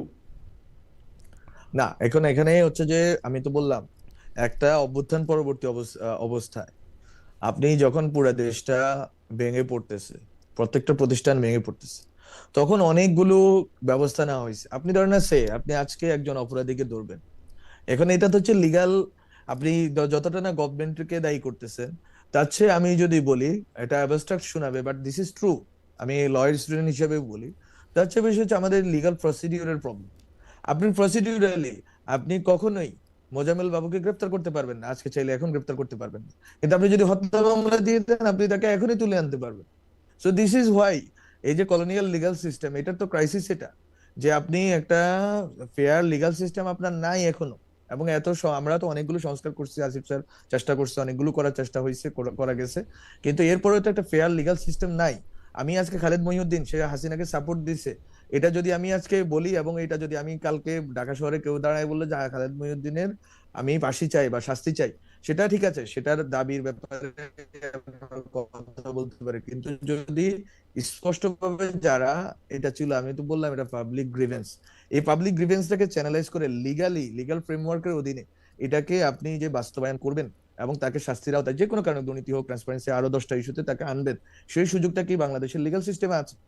বরং এই সিস্টেমটা, আমি বললাম এটা অ্যাবস্ট্রাক্ট শোনাচ্ছে, but again this is the crisis of না, লিগ্যাল সিস্টেম। আমি আপনাকে স্পষ্ট বুঝতে পারতেছি এবং আমি আপনার সাথে সম্পূর্ণ একমত, কিন্তু আমার দুঃখটা কি জানেন মাহফুজ, আমার দুঃখটা হচ্ছে গত 15 বছর ধরে আমরা শেখ হাসিনার অ্যাবসলিউট এই জায়গাটা, মানে উনার পলিটিক্যাল গ্রিভান্স, উনার এটা পছন্দ হইতেছে না, এটা করার জন্য উনি যেভাবে কলোনিয়াল লিগেল সিস্টেমের কথা বলে, যেভাবে তিনি লিগেল সিস্টেমের হাত মুচড়ে ধরে মানুষের মানবাধিকার ধ্বংস করছেন, এইটা ছোটদের বা ছোট করে তাই করা হইতেছে এই সরকারের আমলে। এটা হচ্ছে আমার আফসোস, আমি এই কথা আমি বলেই যাব, এই আফসোস আমার থাকবে। না না না না, আপনি এই কথা বলতে পারেন, আপনার আফসোস, হতাশা, ক্ষোভ, ফ্রাস্ট্রেশন সবই থাকতে পারে, দ্যাট ইজ ভ্যালিড। হ্যাঁ, আপনি একজন সিটিজেন হিসেবে আরো ভালো ব্যবস্থা চাইছেন, এটা আমরাও চাইছি। দ্য পয়েন্ট ইজ, আপনি হাসিনার সাথে এখানে তুলনা করাটা খুবই অন্যায্য। হাসিনার মতো করে র্যান্ডম হয়তো একটা দুইটা জায়গায় হয়েছে, এবং আমার জানা মতে কোনো আওয়ামী লীগের অ্যাক্টিভিস্টকে আজ পর্যন্ত গুম করা হয়নি। আপনি হাসিনার যে এক্সট্রা জুডিশিয়াল কিলিং এর জায়গাতে ধরেন, আপনি বলেন যে মানে আওয়ামী লীগের কয়টা লোককে এক্সট্রা জুডিশিয়াল কিলিং এর শিকার হইতে হয়েছে, আপনি এই যে পয়েন্ট গুলো বলতেছেন হাসিনার সাথে, এটা কোনোভাবে তুলনীয় না। বরং আমি বলি যে এই সরকারের এই আগ্রহটা ছিল যে আপনি লিগাল সিস্টেমে একটা রূপান্তর ঘটাবেন। আমার সিআরপিসি তে চেঞ্জ আনা হয়েছে, পেনাল কোডে চেঞ্জ আনা হয়েছে, আপনার এই জুডিশিয়ারিকে আলাদাভাবে ইন্ডিপেন্ডেন্স দেওয়া হয়েছে। আমি জানি না এটা কি ভালো কি খারাপ হয়েছে, বাট এগেইন আমরা যেহেতু প্রমিস ছিল এটা হয়েছে, আরো হয়তো সুন্দরভাবে সিস্টেম করে দেওয়া যায়, অথবা এটা সিস্টেমটা চলতে চলতে এটা নিজেরাই শুধরে নিবে, কিন্তু এটা করা হয়েছে। ফলে আমরা 1.5 বছরের মধ্যে, সরকারের পক্ষে আমি বলি, সরকারের ব্যাপারে আমার নিজের গ্রিভে অনেক কথা আছে, আমাদের নিজেরই ক্রিটিক আছে, কিন্তু এই ক্ষেত্রে আমি মনে করি হাসিনার সাথে তুলনা দেওয়াটা অন্যায্য এবং একেবারেই অযৌক্তিক। কারণ হচ্ছে হাসিনা কখনোই চায় না যে লিগাল সিস্টেমটা শুধরাইতে, আমরা লিগাল সিস্টেমটা শুধরাইতে চাচ্ছি। আমি নিজে একজন মিনিস্টার থাকা অবস্থায়, আপনি বলেন আমার থাকা অবস্থায় 8 মাস 9 মাসে আমি কোন সাংবাদিককে কল দিয়েছি যে এই রিপোর্ট নামাই পেলো, আমি কাকে মানে হুমকি দিচ্ছি বা কাকে বলছি, আমি কোন এজেন্সিকে কাজে লাগাইছি, বরং এটা পুরো একটা কালচার ডেভেলপ করছে যে সাংবাদিকরা নিজেদের মতো করে, ইভেন আমার বিরুদ্ধে কয়েক ডজন রিপোর্ট তারা বের করছে, এবং আমি একবারও রিচ আউট করি না যে ভাই তোরা রিপোর্টটা নামা, বাট আই ডোন্ট কেয়ার। কারণ হচ্ছে যে এটা তো তার অধিকার যে সে আমাকে সমালোচনা করতে পারবে।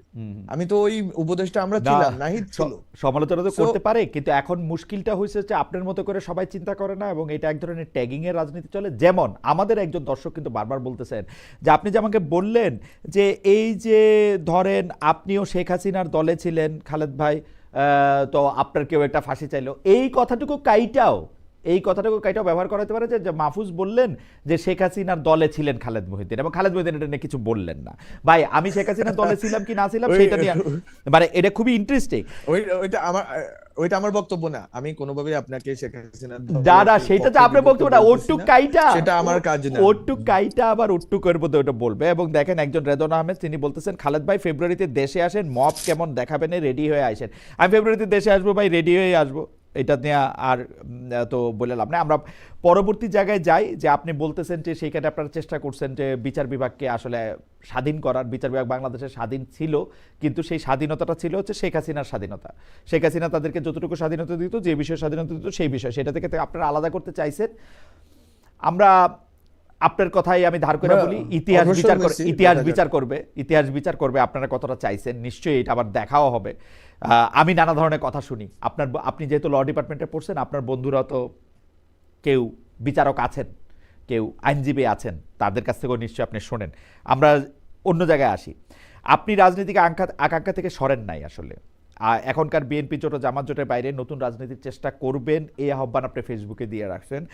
এই 1.5 বছরে নিজেদের ভুল নিয়ে পর্যালোচনা করতেও আপনি রাজি, কিন্তু আপনার এই ফেসবুক পোস্টে মন্তব্য করেছেন আওয়ামী লীগ আমলের অবিচারের শিকার সরকারি আমলা মাহবুব কবির মিলন। তাকে কোট করি, তিনি জানতে চেয়েছেন কি করেছেন গত 1.5 বছরে, কি করতে চেয়েছিলেন পারেননি, কেন পারেননি, কাদের জন্য পারেননি, সেগুলোর তালিকা আগে দিন। আপনি মোটামুটিভাবে একই ধরনের কথা বলছেন, কিন্তু তালিকাটা কি আপনি দিবেন যে কাদের জন্য আসলে পারেন নাই? আপনি কি এটার 1, 2, 3, 4, 5 করবেন? না, আমি মনে করি না যে এখনো এই সময়টা আছে। যে আমি মনে করি যে এটা এইসব ক্ষেত্রে বিষয়গুলো যেহেতু মানে অনেক জটিল এবং অনেক লেয়ার্ড একটা জায়গাতে আছি আমরা, তো সেটা থাকুক। সেটা আমি তো বললাম যে ধীরে ধীরে ডাইভালজড হচ্ছে, ধীরে ধীরে এই কথাগুলো আলোচনা হচ্ছে, হোক না, আর সময় আসুক। কিন্তু উনি যেটা বললেন কি করেছেন, এটা আমার লিস্ট আমি দেওয়ার ক্ষেত্রে আগ্রহী না। আমি সবসময় লোকি একটা পার্সন ছিলাম। আমাকে ওই ঢাকা ট্রিবিউনের রিপোর্ট আমাকে নিয়ে আসছে সামনে, সো সে তরুণ ইন্টেলেকচুয়াল। সো আমি এখনো লোকি মানুষই, পলিটিক্স করতে চলে আসছি, পলিটিক্স এর ভিতরে ঢুকে পড়ছি, বাট আমি অলওয়েজ লোকি পার্সন ছিলাম, পড়াশোনা গবেষণার ভিতরেই ছিলাম। সো আমার ওই ফিয়ার নিয়ে আগ্রহ নেই যে আমি কি করছি এটা প্রচার নিয়ে আমি কোনো প্রচার সিস্টেম আমার নাই। আমি থাকা অবস্থায় আমার আমার আমি দেখতাম প্রত্যেকদিন 5-7টা পত্রিকা আমার বাসায় আসে, তো আমি দেখতাম যে আমার নিউজটা কোথায় চাপাইছে। তো আমি তো অন্তত মিডিয়ার সাথে অনেকদিন সম্পর্ক আছে আগে থেকেই, তো আমি দেখতাম কোন কলামে চাপাইছে, কোন পৃষ্ঠায় চাপাইছে, তো নাই। তথ্যমন্ত্রী কথা বলে পত্রিকাতে রিপোর্ট নেই। তো ওই যেটা হইতো আর কি, যে আগে তথ্যমন্ত্রীরা বা পিআরও কল দিয়ে বলে দিত স্যারের রিপোর্ট কিন্তু ফার্স্ট পেজে আসতে হবে, উপরের কলামে থাকতে হবে, ফার্স্ট কলামে থাকতে হবে। We didn't do that, and I don't have any interest in doing PR. Public relations যেভাবে করে, ফটোকার্ড বানায়, বিভিন্ন পেজ বানায়, ওইরকম আমার আগ্রহ নেই। কিন্তু আমি কাজ করছি কিনা এটা, যেহেতু গভর্নমেন্ট যখন এই কাজগুলো জমা দিবে, সংস্কারের কাজগুলো জমা দিবে, এবং আমি যে কথাগুলো আসলে পিয়ারও না মাহফুজ, আমি অনেকদিন ধরে সাংবাদিকতা আছি তো 29 বছর ধরে, আসলে ব্যাপারটা পিয়ারও না, কে কত ইন্টারেস্টিং কথা বলে। যেমন ধরেন আপনার থেকে লোয়ার পোর্টফোলিও হইলেও শফিক ভাইকে অনেক বেশি কোট করা, কারণ শফিক ভাই তর্কিত বিতর্কিত অনেক বিষয়ে কথা বলেন, সব বিষয়ে কথা বলেন, যে কোনো জায়গায় নিয়ে যে কোনো বিষয় নিয়ে তিনি কথা বলতে পারেন, উড়াই দিতে পারেন, শাক করতে পারেন, মিথ্যা বলতে পারেন, কিছু সময় মিথ্যা না বলতে পারেন, মিথ্যা বলতে পারেন। শফিক ভাই আবার একটু রাগ করবেন, শফিক আমি আপনাকে একটু বলি যে আপনি কিন্তু মিথ্যা বলেন আর কি, হ্যাঁ ঠিক আছে, এটা মনে রাখেন। তো মিথ্যা বলতে পারেন, তো এগুলি হচ্ছে পত্রিকার জন্য মানে খুব ক্যাচি আইটেম। আপনি সেরকমভাবে আসলে কখনো এরকম বিতর্কের জন্ম দেন নাই, আপনার সেই জন্য একটা হইতে পারে। কিন্তু আপনি যেগুলি করছেন, ফেসবুকে পোস্ট দিয়েছেন, সেটা নিয়ে আমি আপনাদের বলি। ফেসবুকে আপনারা পোস্ট কখনো সরিয়ে নিয়েছেন, কখনো সম্পাদনা করেছেন, কখনো পোস্টের কার্যকারণ তুলে ধরে নতুন ধরনের পোস্ট দিয়েছেন। এর মধ্যে অখণ্ড বাংলার মানচিত্র, যা পরে আবার সরিয়ে নেন, কিন্তু এর প্রতিবাদ করেছে আবার ভারত সরকার, আপনি জানেন। আবার জামায়াত শিবির, তৌহিদি জনতার সমালোচনা করে আপনি পোস্ট দিয়েছেন, আবার এগুলি সম্পাদনা করেছেন। আবার তারা যখন আপনার পোস্টে কঠোর সমালোচনা নামে, তখন আপনি তাদের প্রতি বন্ধুত্বের হাত বাড়াতে চান, বলেন হুমকি নয় সতর্ক করতে চান। আপনি আপনার সম্পর্কে বলা হয় যে বিগত 1.5 বছরে আপনি রাজনৈতিক দিক দিয়ে একটা স্থিতির মধ্যে আসতে পারেন নাই। মানে আপনি একটু তরল, একটু লিকুইড ফর্মে ছিলেন, একটু ভোলাটাইল ছিলেন, ও তরলের চেয়েও বেশি। মানে আপনি আসলে নিজের জায়গাটাই সবসময় খুঁজে বেড়াইছেন, ফেসবুকে পোস্ট দেওয়া সরাইছেন, যেটা বলতে চাইছেন সেইটা আবার পরে দেওয়া কারেকশন করছেন। এইটা কেন, মানে এইটার কারণটা কি, এইটা সম্পর্কে কি বলবেন জনাব মাহফুজ? বরং আমি মনে করি যে আসলে ফেসবুকে যে অ্যাক্টিভিজম, এই অ্যাক্টিভিজমটা আসলে একটা একটা ব্যাকরণ মেনে চলে। হুম, ওই ব্যাকরণ আসলে আমি তো ফেসবুকে আমার আগে যারা আছে ফ্রেন্ডস আমার জানে আমি ওই লেখালেখি করতাম, মাঝে মধ্যে কিছু ইন্টেলেকচুয়াল টকস বা কোনো বইয়ের এক্সার্পটস বা এরকম কিছু একটা। তো আমি পলিটিক্যাল এই যে মেসেজিং জিনিসটা, এটাতে তো এই ব্যাকরণ তো আমার নাই, জানা নাই। এটা একটা আমি মনে করি যে একটা জায়গা হয়েছে। আমার চেয়ে কঠোর কথা আরো বিতর্কিত জিনিস বলে অনেকের ব্যাপারে এই অভিযোগ নাই, যেটা আমার 4-5টা স্ট্যাটাসের ব্যাপারে আছে। সো ইট ইজ অ্যাবাউট যে আপনি আসলে কিভাবে মেসেজিংটা করেন, পলিটিক্যাল মেসেজিংটা করেন। বাট যেটা বললেন স্থিরতা বা তরলতার বিষয়ে, সেটা আমি বলবো যে I was always consistent in my philosophy এবং ইডিওলজি। এটা আমার খুবই কনসিস্টেন্ট পাথ, সেটা অনেক বছর ধরেই। অবশ্যই আমি ইভলভ করতেছি, আমার অনেক চিন্তা ইভলিউশন করছে, অনেক বাস্তবতার ভিতর দিয়ে আমি আরো হয়তো চেষ্টা করতেছি নিজেকে গুছিয়ে নেওয়ার জন্য, সাজিয়ে নেওয়ার জন্য। আমি মনে করি এটা একটা জার্নি, এই জার্নিতে আমি আছি। কেউ যদি স্থির বিশ্বাসে বিশ্বাসী হয়ে যায়, তাহলে তার আর কোনো পলিটিক্যাল ফিলোসফিক্যাল জার্নি থাকে না। সো আপনি ওই তরল যেটা বলছেন, that is good for me, fluidity থাকা তো ভালো। হুম। আপনি আপনার রাজনৈতিক পরিবার, আপনার বাবা ইউনিয়ন পর্যায়ে বিএনপির নেতা, আপনার ভাই এনসিপির কেন্দ্রীয় নেতা, তিনি 10 দলীয় জোটের প্রার্থী হিসেবে নির্বাচন করছেন আপনার পৈতৃক জেলা থেকে।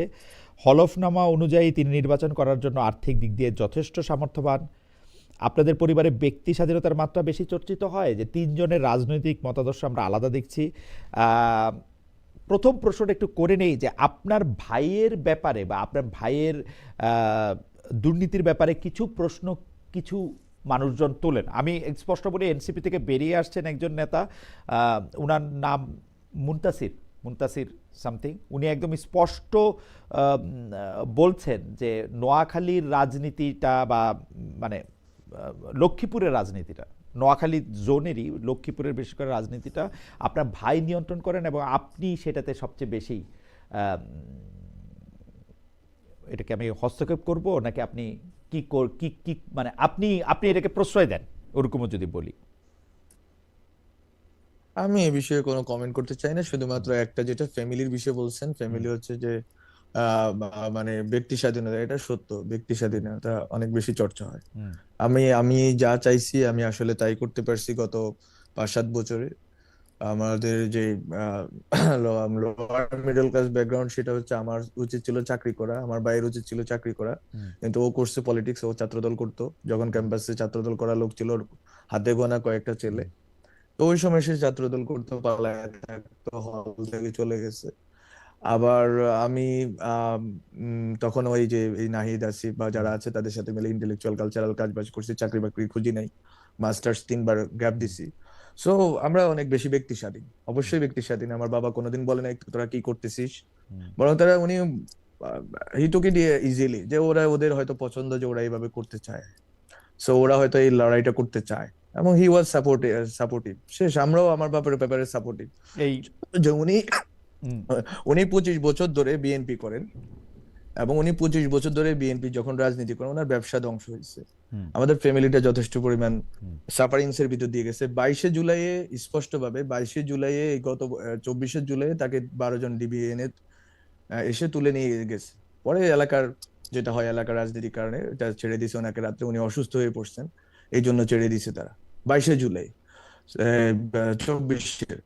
সো আমাদের ফ্যামিলি পুরাটাই তার জার্নি। এখন আমি বলতে পারি না আমার বাবাকে যে আপনি 22-25 বছর বিএনপি রাজনীতি করছেন, হুম, আমরা যেহেতু এনসিপি করি বা আমরা যেহেতু এনসিপি বা জুলাইয়ের পক্ষে রাজনীতি করি, আপনি এটা ছেড়ে দেন। আমার এটা বলার অধিকার আমি রাখি না, কারণ আমার বাবা কখনো হস্তক্ষেপ করে না যে হুম, তোমরা এই রাজনীতি করতে পারবে না, তুমি মাস্টার্সটা দ্রুত শেষ কইরা তুমি বিদেশ যাও, একাডেমিক হুম। পিএইচডি করো, গবেষণা করো, ভালো চাকরি নাও। মানে উনি আমাদেরকে যে লিবার্টিটা দিচ্ছেন যে ঠিক আছে, তোমরা তো দেশের জন্য কাজ করতেছো, তোমার দেশের জন্য তুমি কাজ করো। আমি আপনারা মনে তো করি আমার বাবার এই অধিকার রাইট, থাকা আপনারা উচিত তো যে সে স্বাধীনভাবে স্বাধীনভাবে আপনি একরকম, আমরা যেটা সেই সময় সেটাকে বলতাম যে একরকমের স্টাডি সার্কেল বা গ্রুপ স্টাডি করে অনেক মানুষে আপনি বুঝাইতে চেষ্টা করলেন, পারলেনও, আপনি আপনার মতো করে করতেছেন। আপনার ভাইও তো তাই, তার মতো করে রাজনীতি করতেছে। কিন্তু দেখা যাচ্ছে যে আপনার ভাই কিছু সম্পদের মালিক হয়েছে, আমাদের দর্শকরা যেটা বলছে, এটা নিয়ে কি আপনি কিছু বলবেন? উনার নির্বাচনী হলফনামায় বা উনি তো, উনার পেশাটা কি এটা আসলে, উনি চাকরিটা হ্যাঁ হ্যাঁ এইটা এটা এটা নিয়ে যদি আপনি একটু বলেন যে উনি না কোত্থেকে এটা পাইলেন। এটা এটা ওই কারো কোন একজন ব্যক্তির নাম বলছেন, ওনার অভিযোগের ব্যাপারে কথা বলতে চাই না। আচ্ছা, ওনার অভিযোগ সেটা বাদ দেন, আমাদের দর্শকের আহ, কথা যারা বলতেছে তাদের কথা। বিষয়, হ্যাঁ, হ্যাঁ, না, না, সেটা হচ্ছে, আমি একটা কথা বলি যে ওনার অভিযোগও এটার ভিতরে চলে আসবে। উনি হচ্ছে যে খুবই ঘনিষ্ঠ লোক ছিলেন, যেটা হয় যে ঘনিষ্ঠ লোক প্রায় বিরোধিতা করে, কারণ তারা কিছু পায় না, কিছু পাইছে। এটা হচ্ছে এক ধরনের হতাশা, ক্ষোভ থেকে বলা। তো উনি আমাদের বাসায় অনেকবার আসছেন, কথা বলছেন, সম্পর্ক খুবই ভালো ছিল। জিনা জানার কথা বললেন, তো এই জন্য আমরা এই কথাগুলো বলতেছেন। আজকে ক্ষোভ আছে, কালকে দেখবেন আবার গলায় মিলে গেছে। হ্যাঁ, এরকমই হয় আর কি মানুষের, মানে হুম। মানে ইতিহাস, মানুষের ইতিহাস এটাই। বাট যেটা ফ্যাকচুয়াল যে কথাটা, সেটা হচ্ছে সে তো অস্ট্রেলিয়াতে গেছে 2023 সালে, যখন দেখা গেল যে 23 সালে না 22 সালে, হয়তো 22 সালে, হ্যাঁ, 24 সালের আগে। তো ও তো 1-1.5 বছরের কাছাকাছি সময় অস্ট্রেলিয়াতে ছিল। ওখানে অবশ্যই তাকে টাকা কামাইতে হয়েছে, চাকরি বাকরি করতে হয়েছে, যেটা হচ্ছে অড জবই বলেন, যেটাই হোক করতে হয়েছে, বা ভালো জব, সেটা সে জানে। বাট সে টাকা কামাইছে, ওখানে টাকা পয়সা দু উপার্জন করছে। সালে গেছিলেন সে উনি, তাই দেশে না? আসছে, 2022 সালে। হ্যাঁ, 22 সালে গেছেন উনি। 24 সালের না, না, 23 সালে গেছেন, 23 সালের অক্টোবর বা সেপ্টেম্বরে গেছেন। 23 সালে অক্টোবর। 24 সালের নভেম্বরে, হ্যাঁ, 24 সালের নভেম্বরে, নিয়ারলি 1 ইয়ার অর মোর উনি অস্ট্রেলিয়াতে ছিলেন। অস্ট্রেলিয়াতে যারা বেসিক স্যালারির খোঁজ রাখেন তারা জানেন যে ওরা আমি কত আপনাকে টাকা আমি কামাইতে আপনাকে পারে। আমি আপনার তো না, না, আমি এগুলি, একটু, জি শেষ করেন, শেষ করেন, আমি আপনাকে একটা ধারণা দিতে পারি আর কি। আমি জি। হ্যাঁ, সো ও হচ্ছে যে, এটা তো হচ্ছে আপনার, ও হলফনামায় দেখাইছে হচ্ছে এখানে এসে আমরা, আমাদের ফ্যামিলি বিজনেস আছে গত প্রায় 35 বছর ধরে। এটা আমার বাবার সারের ডিলারশিপ আছে, সিমেন্টের ডিলারশিপ আছে, রড সিমেন্ট থেকে শুরু করে তার অনেক ধরনের ব্যবসা। মুদি দোকান ছিল অনেক দিন ধরে, প্রায় 40 বছর ধরে মুদি দোকান বা ব্যবসা ছিল গ্রামে, হ্যাঁ, রামগঞ্জ শহরে। সো আমাদের ওই, তাকে অস্ট্রেলিয়াতে পাঠাইতে যেই টাকা লাগছে, যেই টাকার কথা আজকে বলা হচ্ছে, সেই টাকার তো 5 ভাগের 1 ভাগ তো অস্ট্রেলিয়া পাঠাইতেই লাগছে, হুম। ঠিক না? হুম। যে 20-25 লাখ টাকা তো লাগে একটা একটা ছেলেকে হুম। পাঠাইতে, ও হুম। তার স্কলারশিপে যায়নি। হুম। সো ওই টাকা যেহেতু আমার বাবা খরচ করতে পারছেন 2023 সালে, হুম। তো ওই টাকাটা আমাদের ফ্যামিলিতে আছে, বিজনেসে, আপনি জানেন বিজনেস হুম। ফ্যামিলি, আমি জানি না বিজনেস ফ্যামিলিতে যারা আছে, so it is about this. আমি কোনোভাবে সাফাই গাচ্ছি না, বরং আমার হুম। কথা হচ্ছে তার ব্যাপারে যেটা বলা হচ্ছে, সে বিজনেস করছে আইসা এখানে। মানে এই যে কি বলে, গত বছর যখন ঢাকায় আসলো, এবং সে বিজনেস, 2-3টা বিজনেস তার আছে, আমার ফ্যামিলির বিজনেসও এখনো আছে। হুম। আমার ফ্যামিলি বিজনেসের ভলিউমও তাই, সে যে টাকা দেখাইছে ওইটার অর্ধেকের কাছাকাছি হবে অন্তত। তো সুতরাং এই টাকা খুবই মানে ইউজুয়াল আমাদের জন্য। হুম। হ্যাঁ, অবশ্যই আমাদের ফ্যামিলির অনেক সংকট আছে, অনেক সংকটের ভিতরে বিএনপি যেহেতু করতেন, উনি উনি অনেক সংকটের ভিতরে পড়ছেন। ব্যবসা করতে পারেন না, রামগঞ্জ শহরে উনি উঠতে পারেন নাই। রামগঞ্জ শহরে বিজনেস করতে তাকে বাধা দেওয়া হয়েছে বারবার আওয়ামী লীগ কর্তৃক। উনি একবার গ্রামে বিজনেসটাকে নিয়ে আসতে হয়েছে। So the history of my family, আমার ফ্যামিলি বিজনেসেই ছিল। এখন এটা অভিযোগ করাটা স্বাভাবিক।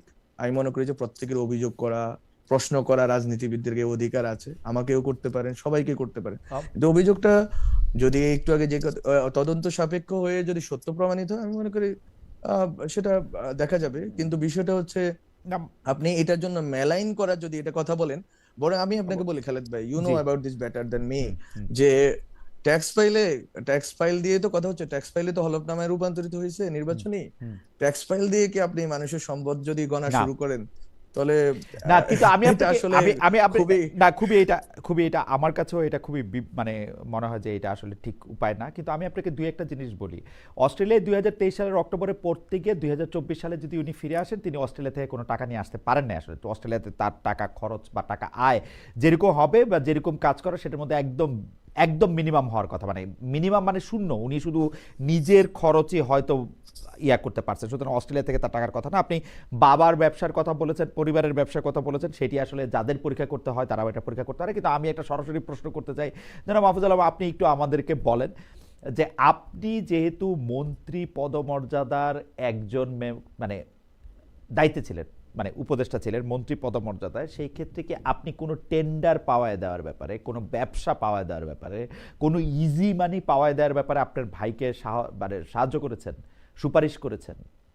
নো, আই, নট আপনার এ অফিস সিঙ্গেল ব্যবহার করে টাইম কি উনি ব্রাদার, আই উনি হ্যাভ টাকার মালিক হয়েছেন আপনার অফিস ব্যবহার not করে? a not G. not a single time, brother, whenever I got to know about anything hmm. Hmm. coming to this end, hmm, যে এইরকম ঘটনা ঘটতে যাচ্ছে, কেউ হুম, তদবির বাণিজ্য করতে চাচ্ছে, কেউ চাকরি এটা সেটার জন্য বলছে, আই স্টপ দ্যাট।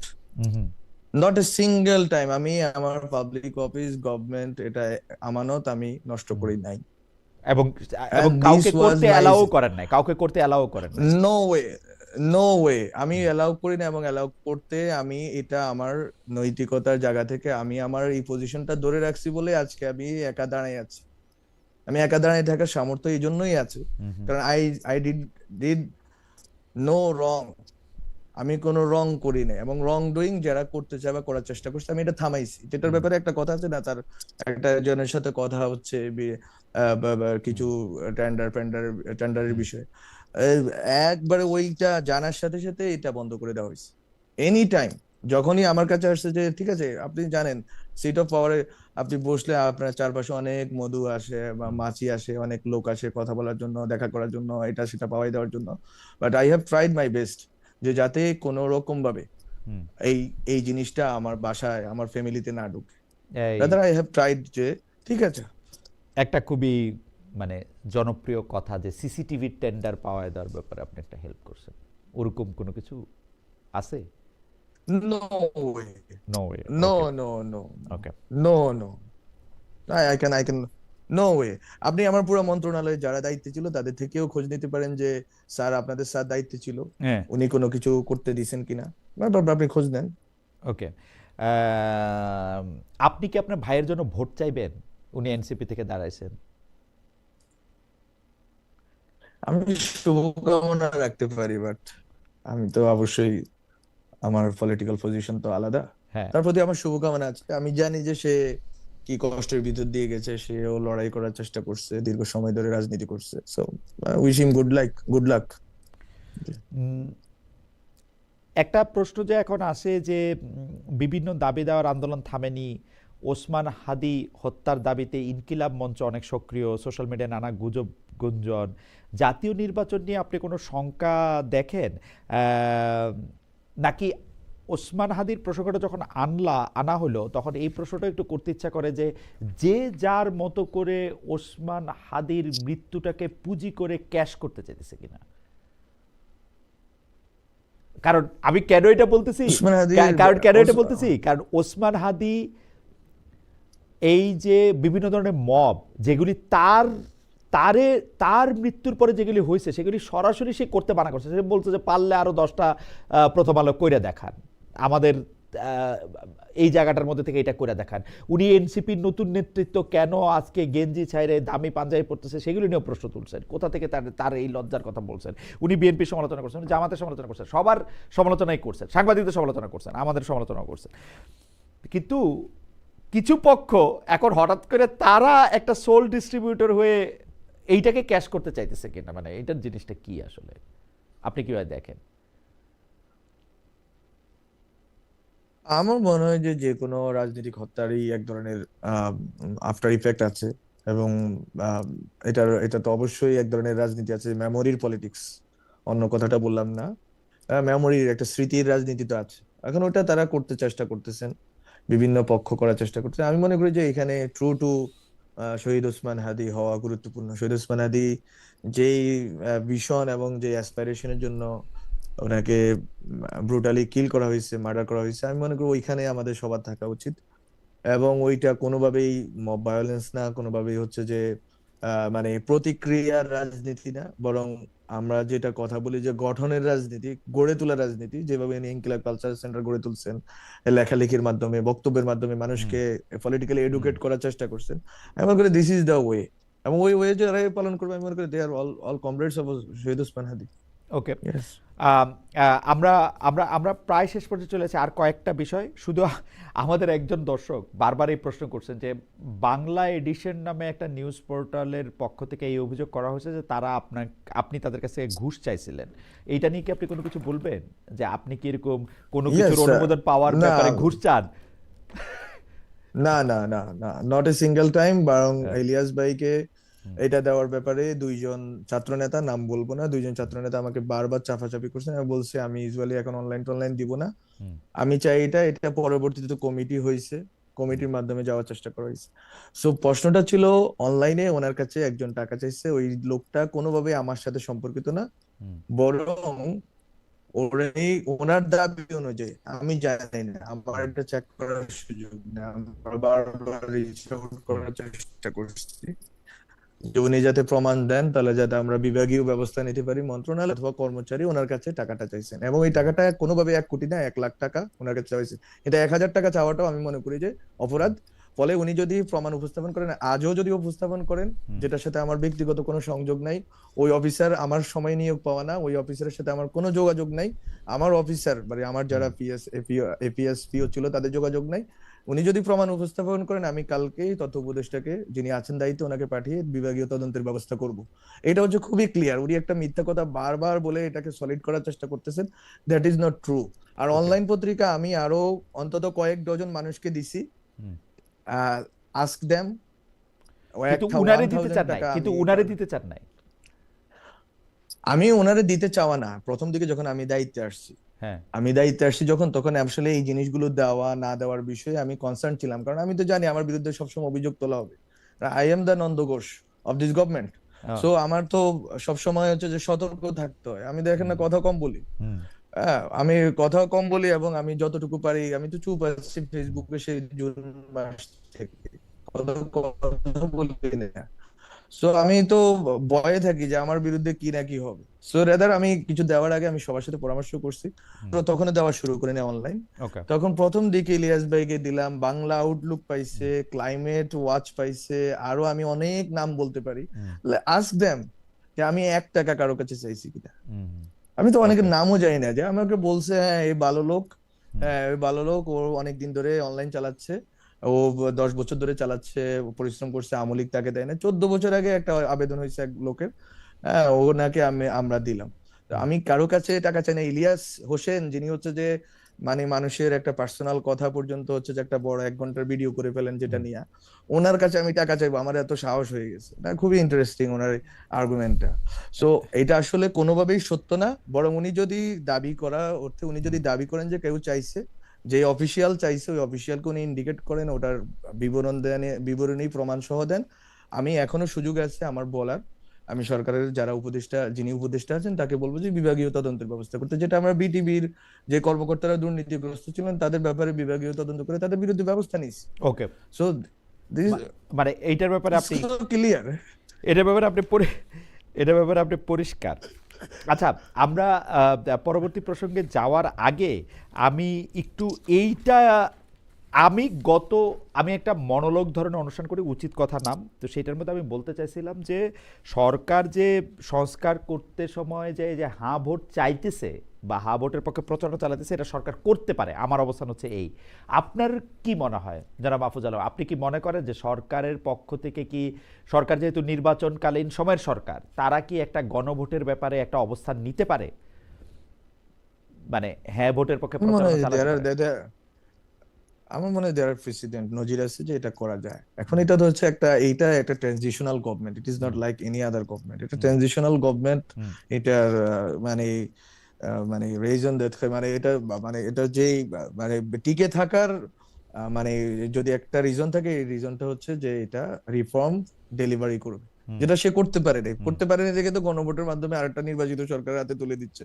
তো I think they can do it, but with মানে আরো হয়তো কনসিডারেশনস গুলো নেওয়া উচিত ছিল, যে এত ম্যাস না করে, যেটাকে আরো আমি মনে করি যে আরো কনসিডারেশনস থাকা ভালো ছিল আর কি।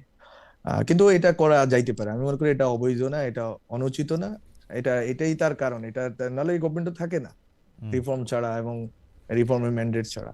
আচ্ছা, একটা প্রশ্ন করি, যে আমরা কিন্তু অনেক সময় দেখছি যে আপনি যেসব বিষয়গুলি মানে মানুষের সামনে আনেন, সেই সব বিষয়গুলি নিয়েই আসলে আপনার যারা সহযোদ্ধা আছেন, সহকর্মী আছেন, যারা আপনাকে আপনার, আমি অনুযায়ী বলবো যে যারা আপনার ছোট ভাইরা আছেন, তারা আপনাকে আসলে একটু ফলো করেন। তো এখন আপনার ছোট ভাইদের মধ্যে একটা বড় অংশ, আপনি জামাতে যাবেন না, নারী নেত্রীদের মধ্যে থেকে যারা পরিচিত মুখ, তাদের মধ্যে অনেকে জামাতের সঙ্গে গেলে নির্বাচনই করবেন না বা স্বতন্ত্র নির্বাচন করবেন, এরকম অবস্থার পরেও এনসিপি, মানে জনাব নাহিদ ইসলাম মনে করলেন যে তিনি আসলে জামাতের সাথে যাবেন।